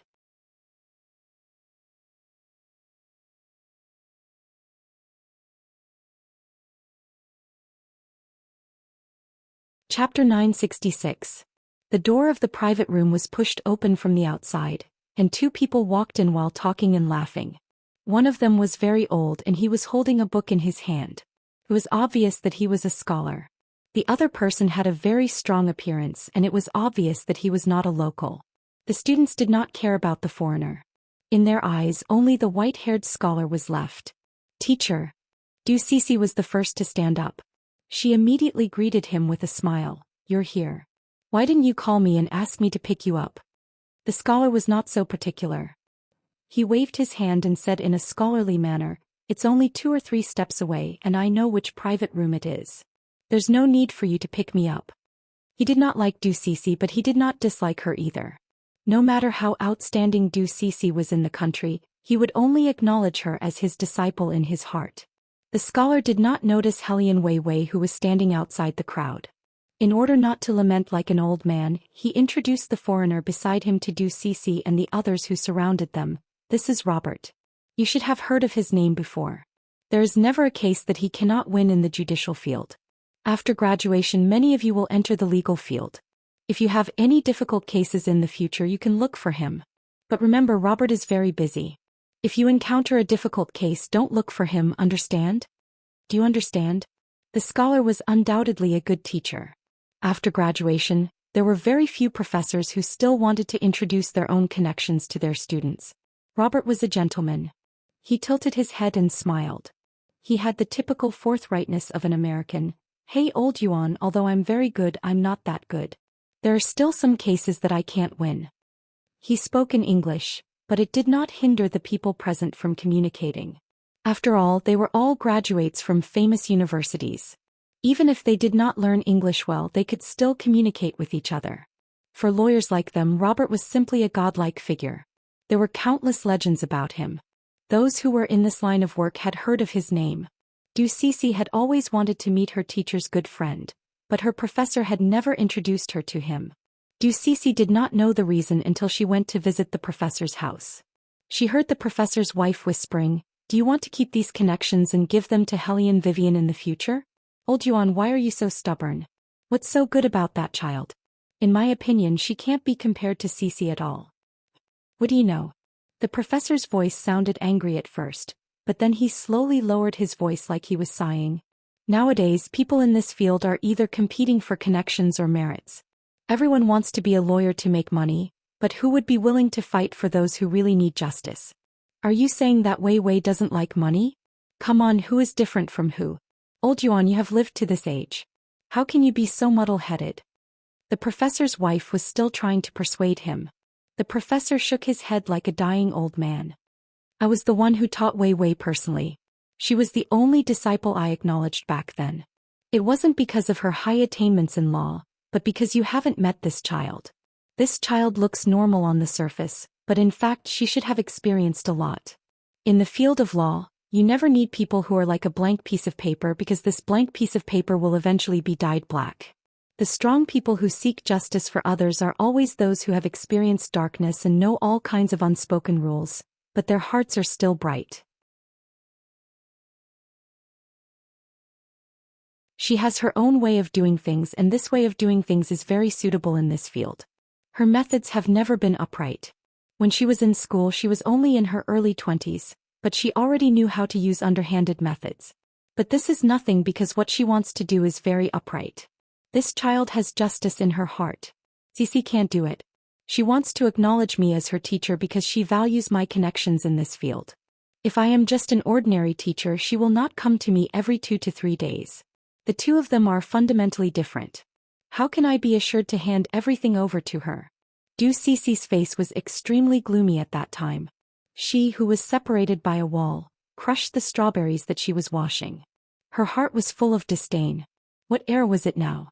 It was all about who had a better family background. Even reading novels and watching TV shows was for the sake of relaxation and happiness.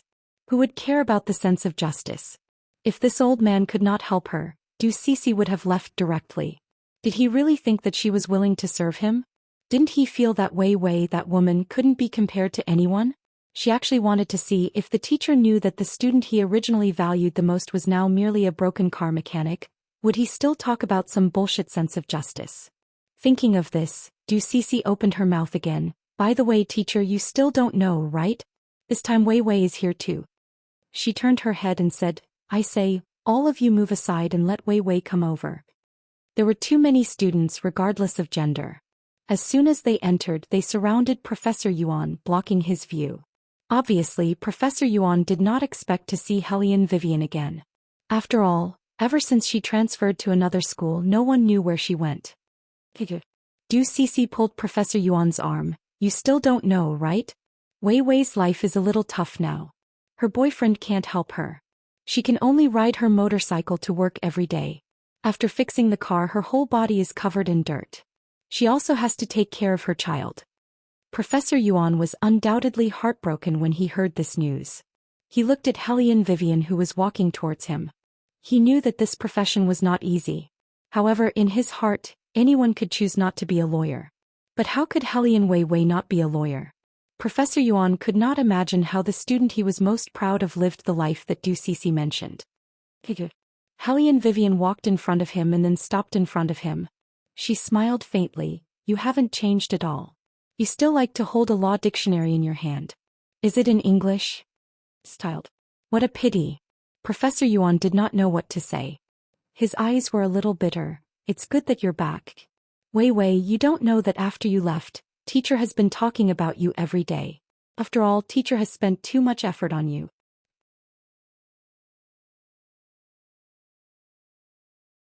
Li Meng let out a long sigh. But who would have thought that not only did you not become a lawyer, but you also worked as a car mechanic in a small place. You have really let down teacher's cultivation. Hellion Vivian did not say anything because she was not looking at Du Cece. Instead she was looking at Robert meaningfully. Robert felt that he was hallucinating. Oh my God.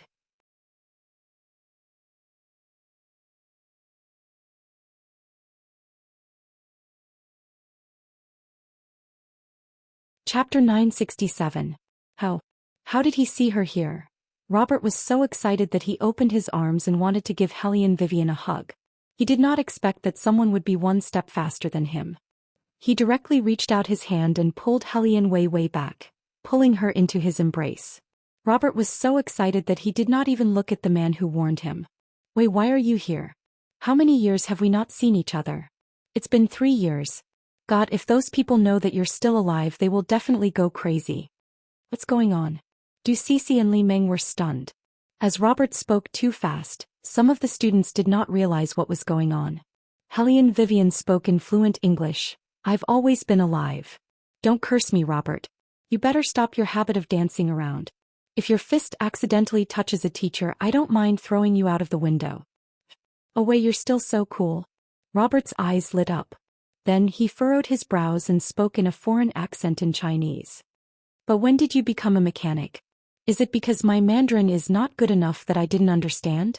Hellion Vivian smiled casually. I'm indeed repairing a car now. Oh my God. What's wrong with you? Why did you come to China to repair a car? Robert's tone was so exaggerated that he could act out at any moment. Professor Yuan knew that there were not many people who could make Robert act like this. Do you know each other? Not only do we know each other, but I lost 3 times in the past. Each time I lost because I fought with her. When Robert mentioned Hellion Vivian, he started to dance around subconsciously. Old Yuan, is she your student? Oh right, when I met her in America she did introduce herself as a student. But don't you know that she already has a lawyer's license? It's probably because undergraduates are not allowed to go to court in China. But it's different in America. She was very popular back then. Oh right, in China terms she was very popular. Many people went to see her in court. The information that I gave you before was all about her cases. In an instant, Du Cece and Li Meng's faces turned pale. It was as if all the blood had been sucked out of their faces. The female students behind them had been mocking Hellion Vivian for not getting a degree and becoming a car mechanic. Previously they used the excuse of Du Cece ordering coffee in English to ridicule Hellion Wei Wei. They assumed that Hellion Wei Wei was a country bumpkin who did not know anything. But now, after hearing Hellion Wei Wei's extremely fluent English, they realized that something seemed to have gone wrong. But that was not all. They did not expect that a person who did not even get a degree would be better than a godly figure in the lawyer's world. They also did not expect that Hellion Vivian had already gone to court in America when she was still in school. Even with Du Cece's outstanding performance in the industry, she might not be able to go to court in America. The gap between them was obvious without a comparison. Du Cece gritted her teeth and forced herself not to show an awkward expression.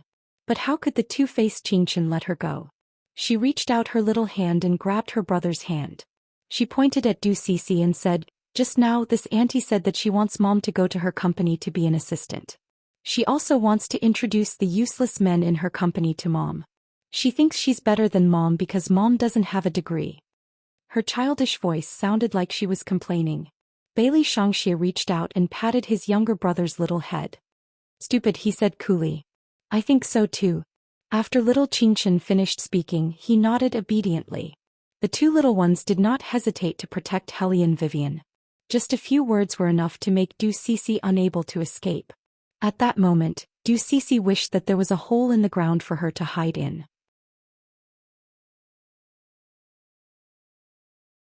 She only felt a burning sensation on her face, but she had to smile and explain to Professor Yuan, who was frowning at her. I saw that Wei Wei was working too hard, so I wanted to find a job for her. I didn't expect that she would hide it so well. Oh, now it seems that I was meddling in other people's business. I really didn't expect Wei Wei to be so powerful. Li Meng also wanted to help Du Cece out. After all, they were on the same side. Yes. Cece had good intentions. She didn't want to overreach herself. Qingjin, you're still young. You don't understand that this is how old classmates are. When you see that others are not doing well, you want to help them. Now that we know that Wei Wei is so good, we are happy for her. Only Li Meng herself knew how reluctant she was to say those words. Originally, they wanted to make Hellion Vivian be ridiculed after the student union meeting. They wanted Professor Yuan to know that it was a mistake for him to not accept Cece as his disciple. However, they didn't expect that they would be the ones who couldn't free themselves. Not only did Hellion Vivian not disappoint Professor Yuan, but because of Robert's appearance, he looked at Hellion Vivian with a gratified expression. Even the students' gazes changed. Everyone was looking at Hellion Vivian, Cece and Li Meng. The more they were like this, the more jealousy Li Meng felt. What kind of luck did Hellion Vivian have? Isn't she just a lawyer? Even if she isn't a mechanic, the current her can't be compared to Li Meng and Cece. That's because the men they have are different. After understanding this, Li Meng calmed down. She didn't care about how others were looking at her and Du Cece. She only gave Du Cece a look. Du Cece was smart. She quickly changed her mood and said to Hellion Vivian, Wei Wei, I really wanted to help you. That's why I said that. Also, I didn't understand the situation. You won't blame me, right? This kind of saying was very common in reality. What a woman who stole her best friend's boyfriend would do the most was to say, you won't blame me, right? After hurting someone else. This way of gaining sympathy was very easy to accept. It wasn't because the person involved accepted it, but because the people around them were very tolerant. We are all old classmates. Cece definitely didn't mean anything else. In fact, everyone knew that Cece didn't mean anything else. However, in this kind of situation plus Du Cece's identity, no one wanted to make a big deal out of it. It was just because of one sentence. Professor Yuan was protecting Hellion Vivian. His face sank and he wanted to say something. Hellion Vivian stopped him. Everyone knew that someone as strong as Hellion Vivian wouldn't let an old man stand up for her. After all, she liked to do everything by herself.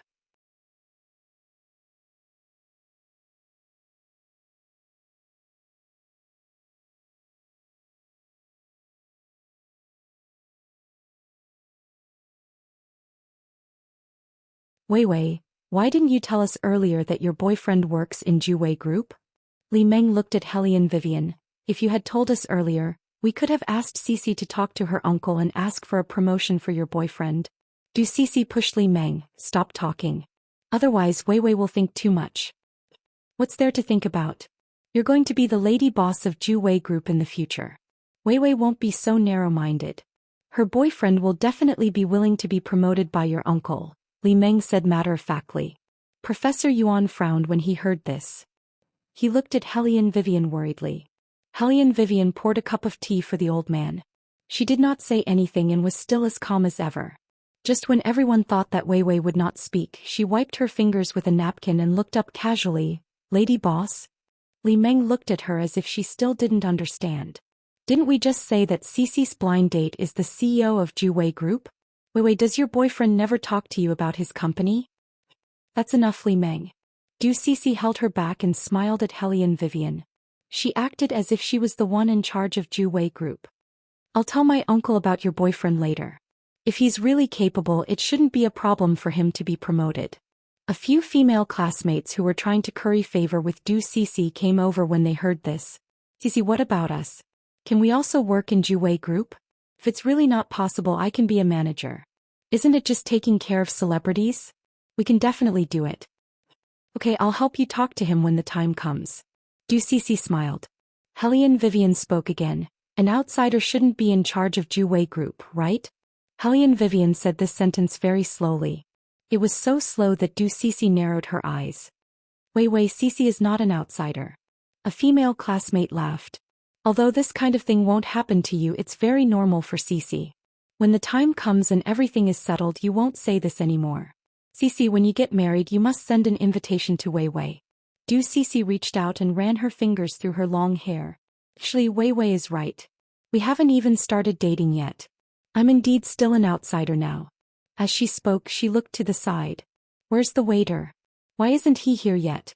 Call your manager over. Tell him that I'm here. Even if I'm an outsider, I can still order people around. Juwei group service was really good. As soon as Du Cece finished speaking, a waiter walked over. Madam, how can I help you? Du Cece glanced sideways and was very arrogant. Call your manager over. Tell him that my surname is Duke. The waiter did not move. He stood there and frowned. Why aren't you going? Du Cece's voice turned cold. In the end, the waiter decided to report to the higher-ups first. Please wait a moment.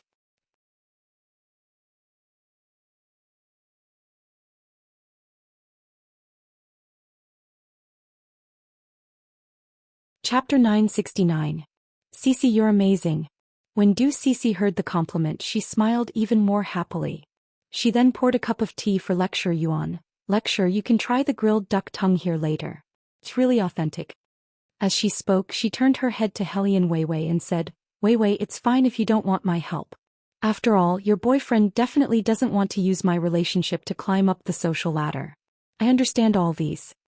Before Hellion Vivian could say anything, Beligaju responded with a playful. A hint of mockery could be seen in his eyes. Your relationship? What relationship do you have? Du Cece still felt that his face was too handsome. She couldn't help but feel weak in her legs. However, she quickly recovered and said in a disdainful tone, You'll know in a while. The reason why she said this was because the waiter had walked in. She wanted to show Hellion Vivian that the distance between them wouldn't change just because of who was better at winning a lawsuit. Her wealth and connections were not something these people could compare to. Compared to Hellion Vivian's boyfriend who only had looks, the man she would get in the future would be 1 in a million. This was because even if she didn't get him now, she would be able to make decisions in the Emperor Hotel. Thinking of this, Du Cece raised her chin even higher. She turned her head and looked at the waiter. Is the person I asked you to call here? Yes. The waiter looked at Du Cece. Madam, the manager you mentioned is no longer in our hotel. The person who came today is our person in charge. When Du Cece heard the words person in charge, she felt even more proud. It doesn't matter who comes. Let's order the dishes first. Introduce the ingredients today and tell me which one is the freshest. I'm sorry, madam. The person in charge originally had a professional smile on his face. However, when he saw the man in a black trench coat at the end of the private room, his voice trembled. The words he wanted to say were completely stuck in his throat. He must be dreaming. Why would Ju always appear here? Isn't he supposed to be traveling outside? Why didn't anyone tell him that CEO Ju is back? The person in charge's heart was boiling. He wanted to run to Beligaju. However, he didn't know what was going on and he didn't dare to act rashly. Where's Special Assistant Long? Where's Manager Qi Ling? Where are they? How could he let CEO Ju out alone? Wait a minute. It wasn't just CEO Ju alone, there was also the young Master Devil. What was he holding in his arms? A child about the same age as him? Since when did the demonic young master become so compassionate? He didn't usually have this kind of attitude towards children. No, that was not right. Not only did he not have such an attitude towards children, but he also made adults suffer in the company. Back then, he had wanted to leave the corporation as soon as possible and come to Emperor Sky's branch to be in charge of food because of the demonic little young master. In any case, he wasn't going to be in charge of an entertainment company because he hadn't forgotten that the young Master Devil had said that he wanted to enter the entertainment industry.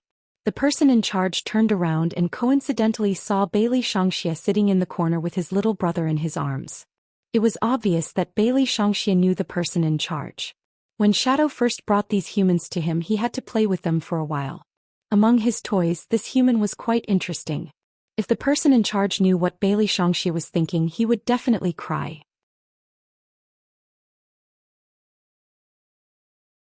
Unfortunately, he was only thinking about why the CEO, who didn't like to go out, would suddenly come to the place he was in charge of for a meal.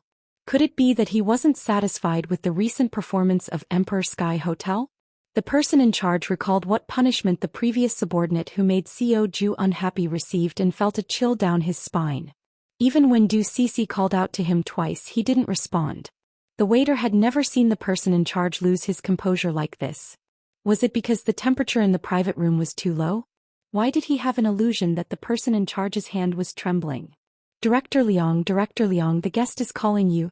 The waiter couldn't help but pull the person in charge's sleeve. The person in charge regained his senses and immediately stood up straight under Baligaju's gaze and said to Du Cece, I'll prepare the ingredients for you immediately. The person in charge's humble attitude made the other students believe Du Cece's words without a doubt. They felt that Du Cece was very capable. Du Cece was a little surprised.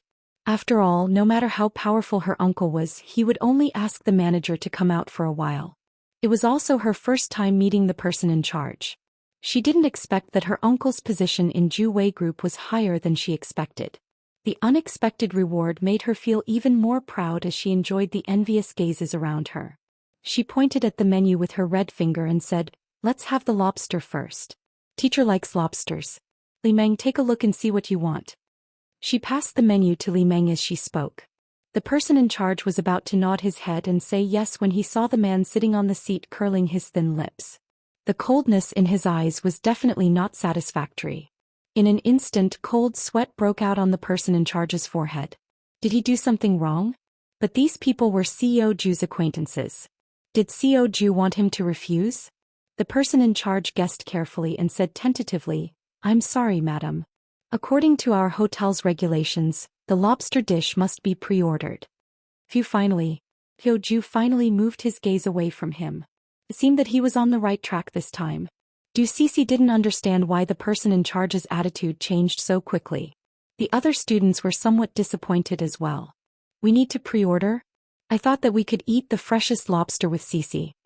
Du Cece felt a little embarrassed at this time. She closed the menu in her hand and said politely, I never needed to pre-order before coming here. It's the same this time. Since you're the person in charge of this hotel, you should be an old acquaintance of my uncle. My uncle's surname is Du and he's one of the higher-ups in Ju Wei Group. Du. When the person in charge heard this surname, he subconsciously looked in the direction of his boss. Was he the one who was banned by CEO Ju during the meeting this morning? Du Cece was puzzled by the person in charge's gaze. What are you looking at? The person in charge opened his mouth. What should he say to satisfy CEO Ju? Baligaju didn't make things difficult for his subordinate.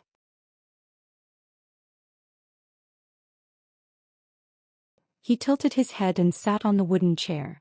His slender fingers twirled Hellion Vivian's long hair. He started to release the coldness that he had been thinking about for a long time with a faint smile. Du Dewey was fired this morning. How can he be considered a higher-up?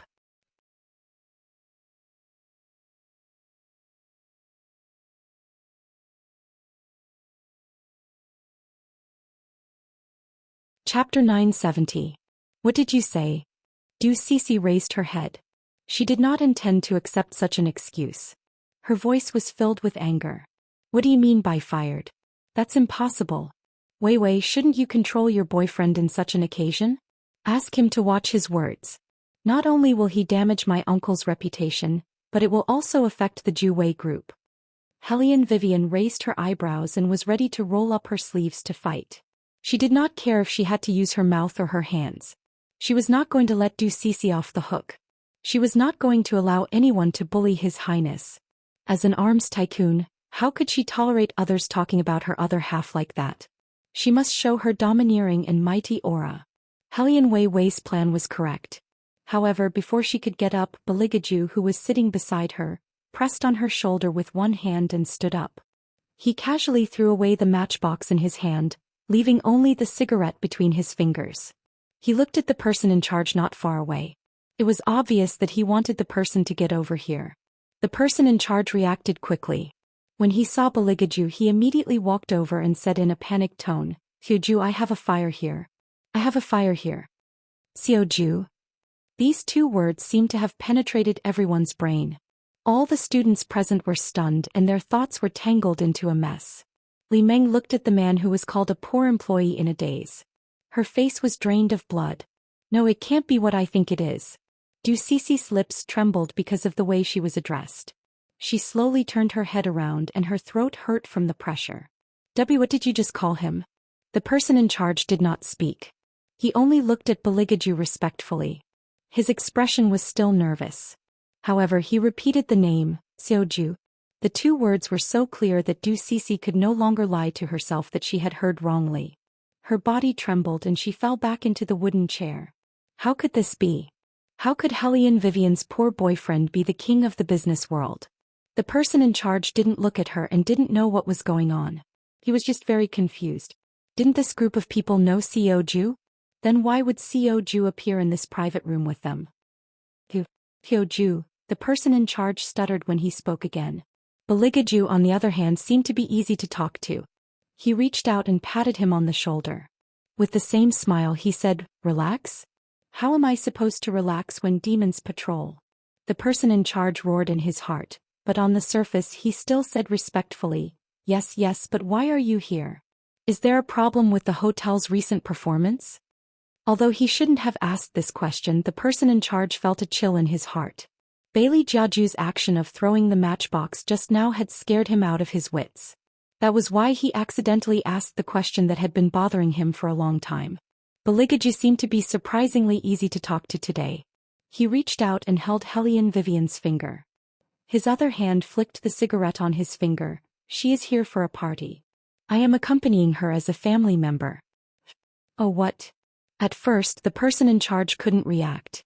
When he came back to his senses, he suddenly looked at Hellion Vivian. Could this be the legendary wife of the CEO?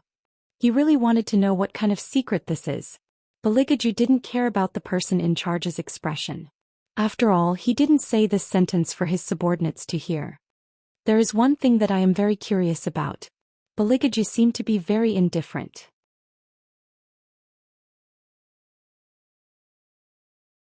He glanced at Du Cece's ugly face and said, "Miss Du, didn't you say that you have seen me and even had a meal with me?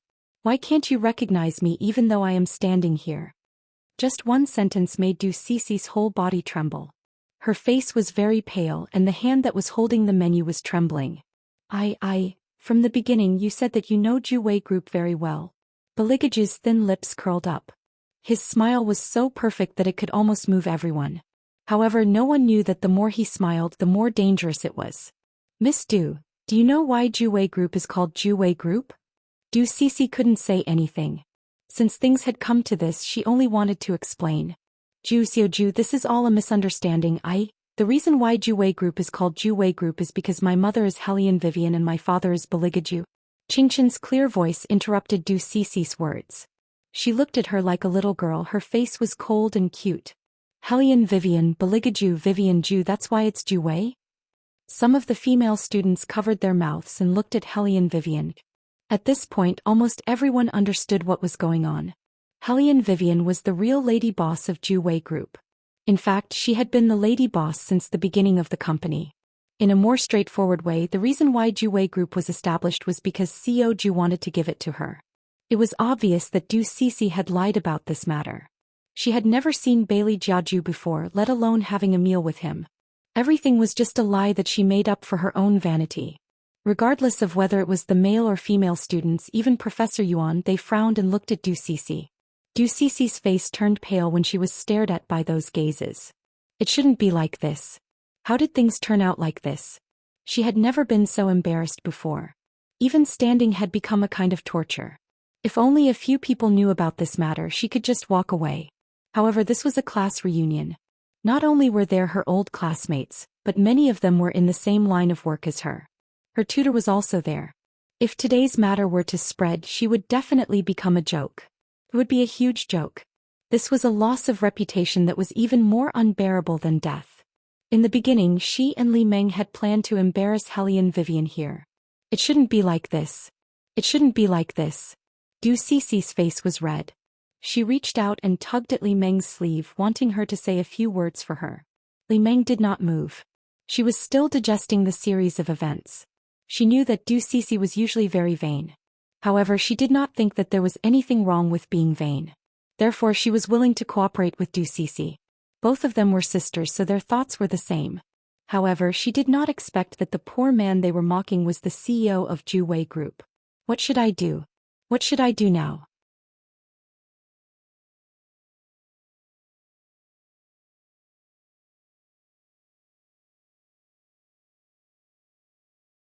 Chapter 971.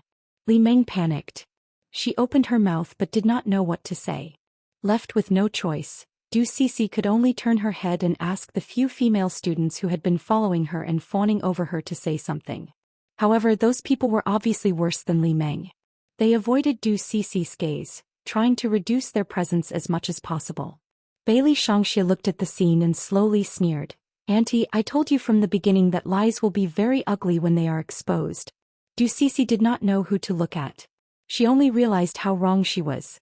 She did not expect that she would be caught red-handed just because she said something a little too big as usual. How was she going to clean up this mess? "You want to be the lady boss?" Bailey Shangxia's little face was very cool and his words were very cold. At such a young age he seemed to be able to make decisions. What a joke. "The legal person of Juwei Group is not my father but my mother. My father is just an employee." Although it was not the right time to say this, as a younger brother who knew his brother very well, Qingchen could hear the disdain in Bailey Shangxia's words towards his father. But legal person? Qingchen was no stranger to this word. Her big eyes looked at Hellion Vivian as if to ask, "When did you become the legal person?" Hellion Vivian also wanted to know, so she simply turned to His Highness who was still destroying the enemy and asked, "When did I become the legal person of Juwei Group?" "This morning." Baligaju felt that at this time, seeing this face would greatly reduce his lethality. He directly pulled her away and said, "Betrothal gift." "Oh," Hellion Weiwei replied. Then she turned around and said to little Qingchen, "He said it's a betrothal gift, but I'm not very interested in the film company. What if it goes bankrupt?" "It's okay." Qingchen said very cutely, "We can sell it when the time comes." "Sell it?" The hotel manager who was listening at the side was confused. "Little young master, do you know how profitable Juwei Group is? Do you know how much Juwei Group's stock price has skyrocketed? How could he have the thought of selling it? Madam is such a beautiful and intelligent person, she will definitely not agree." With this thought in mind, the hotel manager looked at Hellion Vivian with sparkling eyes. Hellion Vivian seemed to think about it for a while. She looked very serious as though she was rejecting the idea. However, to the person in charge's surprise, she actually smiled and said brightly, "Son, this is a really good idea." The hotel manager. "How is this idea good?" Bailey Shangxia glanced at the hotel manager coolly. "You don't think Qingchen's idea is good?" The person in charge of the hotel originally wanted to say what was in his heart, but in this line of work, the most important thing was to be very observant, so when the words came to his mouth he immediately changed his mind. "I think this idea is very good." "That's right, very good." Sob, sob, sob, I'm about to cry. Bailey Shangxia nodded in satisfaction and warned him seriously, "Qingchen's idea is good." "Yes, yes." The hotel manager thought to himself, "This devil young master who is obsessed with his brother is really crazy." After such a commotion, the hostility in Baligaju's eyes finally subsided. He looked at Hellion Vivian helplessly and sighed in his heart, but there was no expression on his face. "Come here." Hellion Vivian walked over with a smile, only to hear him ask in a low voice, "You don't want me to kill anyone? There's no need to let the other party die, it's too bloody." Hellion Vivian was telling the truth. Although she was not a kind person, she had noticed the unstable hostility in His Highness from the beginning. She did not know if it was because of the tearing of time and space. From her point of view, she did not care what kind of punishment Du Cece would receive.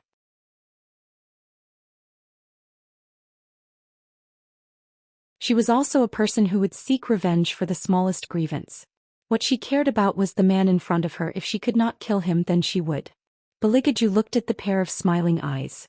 He never believed that good would be rewarded with good and evil would be repaid with evil, so he looked down on gods and Buddhas.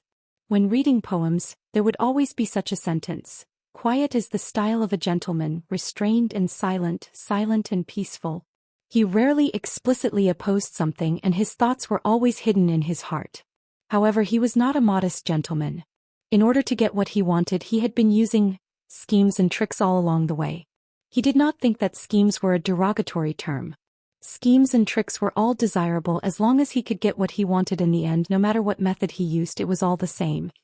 Since she did not want him to kill, then he would not kill. However, he still wanted to destroy the Du family inch by inch. Baligaju turned around and glanced at Du Cece. The smile on his face had faded away, and it was replaced by a coldness that came from his bones. He only curled his lips slightly, but he did not directly deal with Du Cece. Instead, he said to the person in charge of the hotel, "Go and tell Qing Long to hand in all the evidence of the Du family's bribery over the years. Since she is staying in the courtyard, then get her down. I can't stand people who are arrogant in front of me the most." He said it in a very casual manner. However, Du Cece could not stay any longer. She pushed the chair away and said loudly, Are you trying to destroy the Du family? You can't do that." Baligaju smiled perfectly, but his eyes were so cold that it seemed like there were knives hidden in them. "Miss Du, you are so good at making up stories. You almost made Wei Wei think that I had an affair, and even my son wanted to run away from home with his mother and younger brother. You are trying to destroy my family, so why can't I let the Du family go down a dead end?" Du Cece knew this man's ability. She had always known that he had the ability to rule over a city. That was why she was so proud when her uncle said that he wanted to introduce her to this man. The Du family would definitely not have a good ending in his hands. Thinking of this, Du Cece turned her head and tried to lower herself. Her face was full of tears. "Wei Wei, we are all old classmates. Don't be so ruthless. If I knew that your boyfriend was Xiao Ju, I would never have said those words. I really never thought of destroying anything." She believed that as long as she said that, there would be a chance for her to survive. Hellion Vivian had to at least consider the situation now. If she was too ruthless in a class reunion, it would not look good on anyone. You don't have the ability to destroy, but it's not that you never thought of it.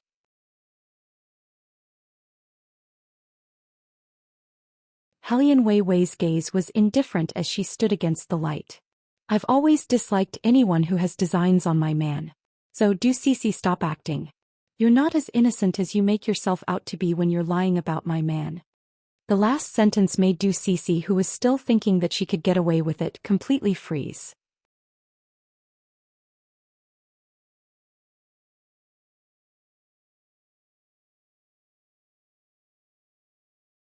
Chapter 972. Everyone present was a student of the law. Basically, everyone understood the meaning behind Hellion Vivian's words without much thought. Du Cece was obviously trying to seduce him, but now that she was exposed, she said that she didn't do it on purpose. Thinking of this relationship, the surrounding students looked at Du Cece with condemnation instead of awkwardness. Basically, anyone who didn't follow such a woman would hate her, regardless of how powerful and influential she was or whether she was an old classmate. Everyone would hate this kind of woman from the bottom of their hearts. After all, anyone would be wary of a woman with the potential to be a mistress.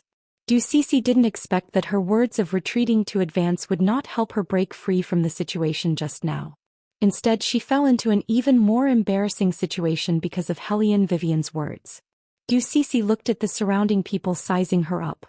Her face was so red that she couldn't stay there any longer. Biting her thin lips, she ran out of the private room in a panic. Outside the Emperor Hotel, she didn't know who called in the reporters, but they surrounded her in the middle. "Miss Du, I heard that your law firm deliberately lost the case after accepting it just to help some black-hearted businessmen bully the migrant workers. Is that true? Don't you feel uneasy by always helping such people? Miss Du, please answer the question.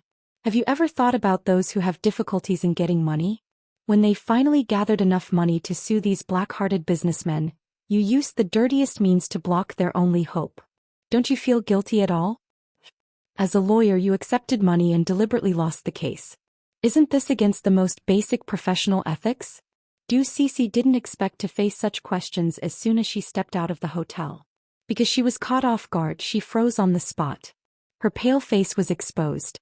No one should know what she did. Those stupid migrant workers didn't know anything. After the case was over, they even sent her smelly local specialties, saying that they were grateful to her even if they lost the case. Who was it that exposed this to the reporters? No matter how well Du Cece hid it, her spoiled temper was still there. She screamed and threw her bag on the ground like a shrew. "Shut up, all of you! All of you shut up!" This scene completely destroyed the image that Du Cece had worked so hard to maintain.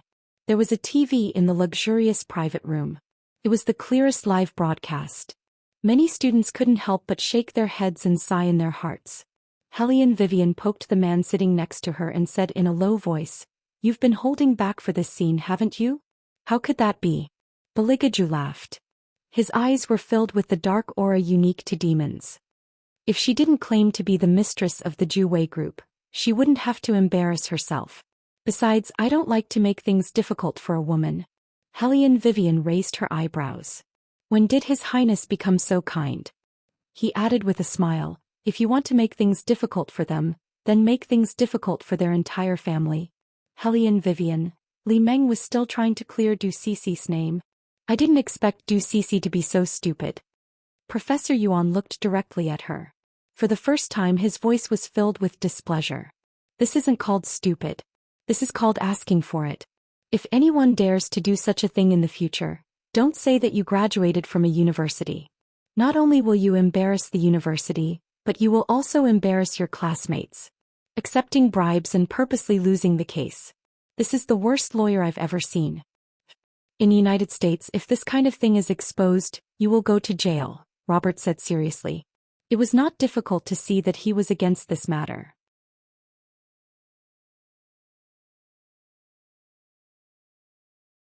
The smile on Li Meng's face froze after being slapped in the face by the two most authoritative people. She could only shut her mouth obediently. However, she didn't expect that when she raised her head she would meet Bailey Jiaju's gaze. It was so deep that it made people's hearts beat faster. He curled his thin lips at her. That kind of smile could make anyone fall for him. Li Meng had always boasted that she was good-looking. Even after she got married she was pursued by many men. After all, she was petite, had fair skin, and was very particular about her dressing. Moreover, her current situation and expression made her look a little pitiful. She looked back at Baligaju with a pitiful gaze. She looked like she wanted to say something but stopped herself. Li Meng did not think that she was wrong because she was not the one who made up the lie. At most she just wanted to teach Hellion Vivian a lesson. Therefore even if something happened it would not spread to her. What's more, she raised her head and looked at Bailey Jiaju again. Every man had a tender heart. Moreover, the man smiled at her just now. Thinking of this, Li Meng could not help but have other thoughts in her mind. She looked at Baligaju again. At this time the other students had already started to order their food. After all, it was not easy to have a gathering, so they would not disperse just like that. However, the atmosphere was obviously not as lively as before. Everyone lowered their heads to study the menu, so no one saw this scene. Even Hellion Vivian was worried about what to eat. For a foodie like her, eating was indeed something worth worrying about. The two little ones sat on two small chairs. Bailey Shangxie reached out and pressed the menu for Qingchen, allowing her to choose whatever she wanted. There was no doubt that he was a young master. He instructed the person in charge to get a glass of milk for his younger brother first. He tested the temperature first before feeding Qingchen the cup. He raised his head and saw this scene. His little mouth moved coolly and he only spat out 2 words. Stupid. Inexplicably, Qingchen did not know who her older brother was talking about. She raised her little head from the menu. Bailey Shangxie pressed down the stray hair on his younger brother's head and reached out to touch Qingchen. His little face was still cool. It's okay. Continue to order what you want to eat. You can also order what isn't on the menu. I'll get them to buy it. The person in charge was speechless. He was indeed a brother Khan. He had never seen the devil young master speak so much and so patiently to anyone. Under normal circumstances the standard was 1 to 2 words. For example, scram, annoying and stupid. When such a child first went to the company, everyone thought that Co Ju used to be a gangster. This was because the devil young master was too similar to the Italian mafia. The aura he exuded did not belong to an ordinary 3-year-old boy at all.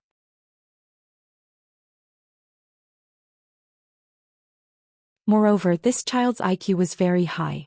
He was able to play around with adults like them. Whenever he said the word stupid, it meant that someone was going to be unlucky. You're tuning in to the Romantic Tales YouTube channel. Don't forget to subscribe and join us on this journey to catch the most captivating stories.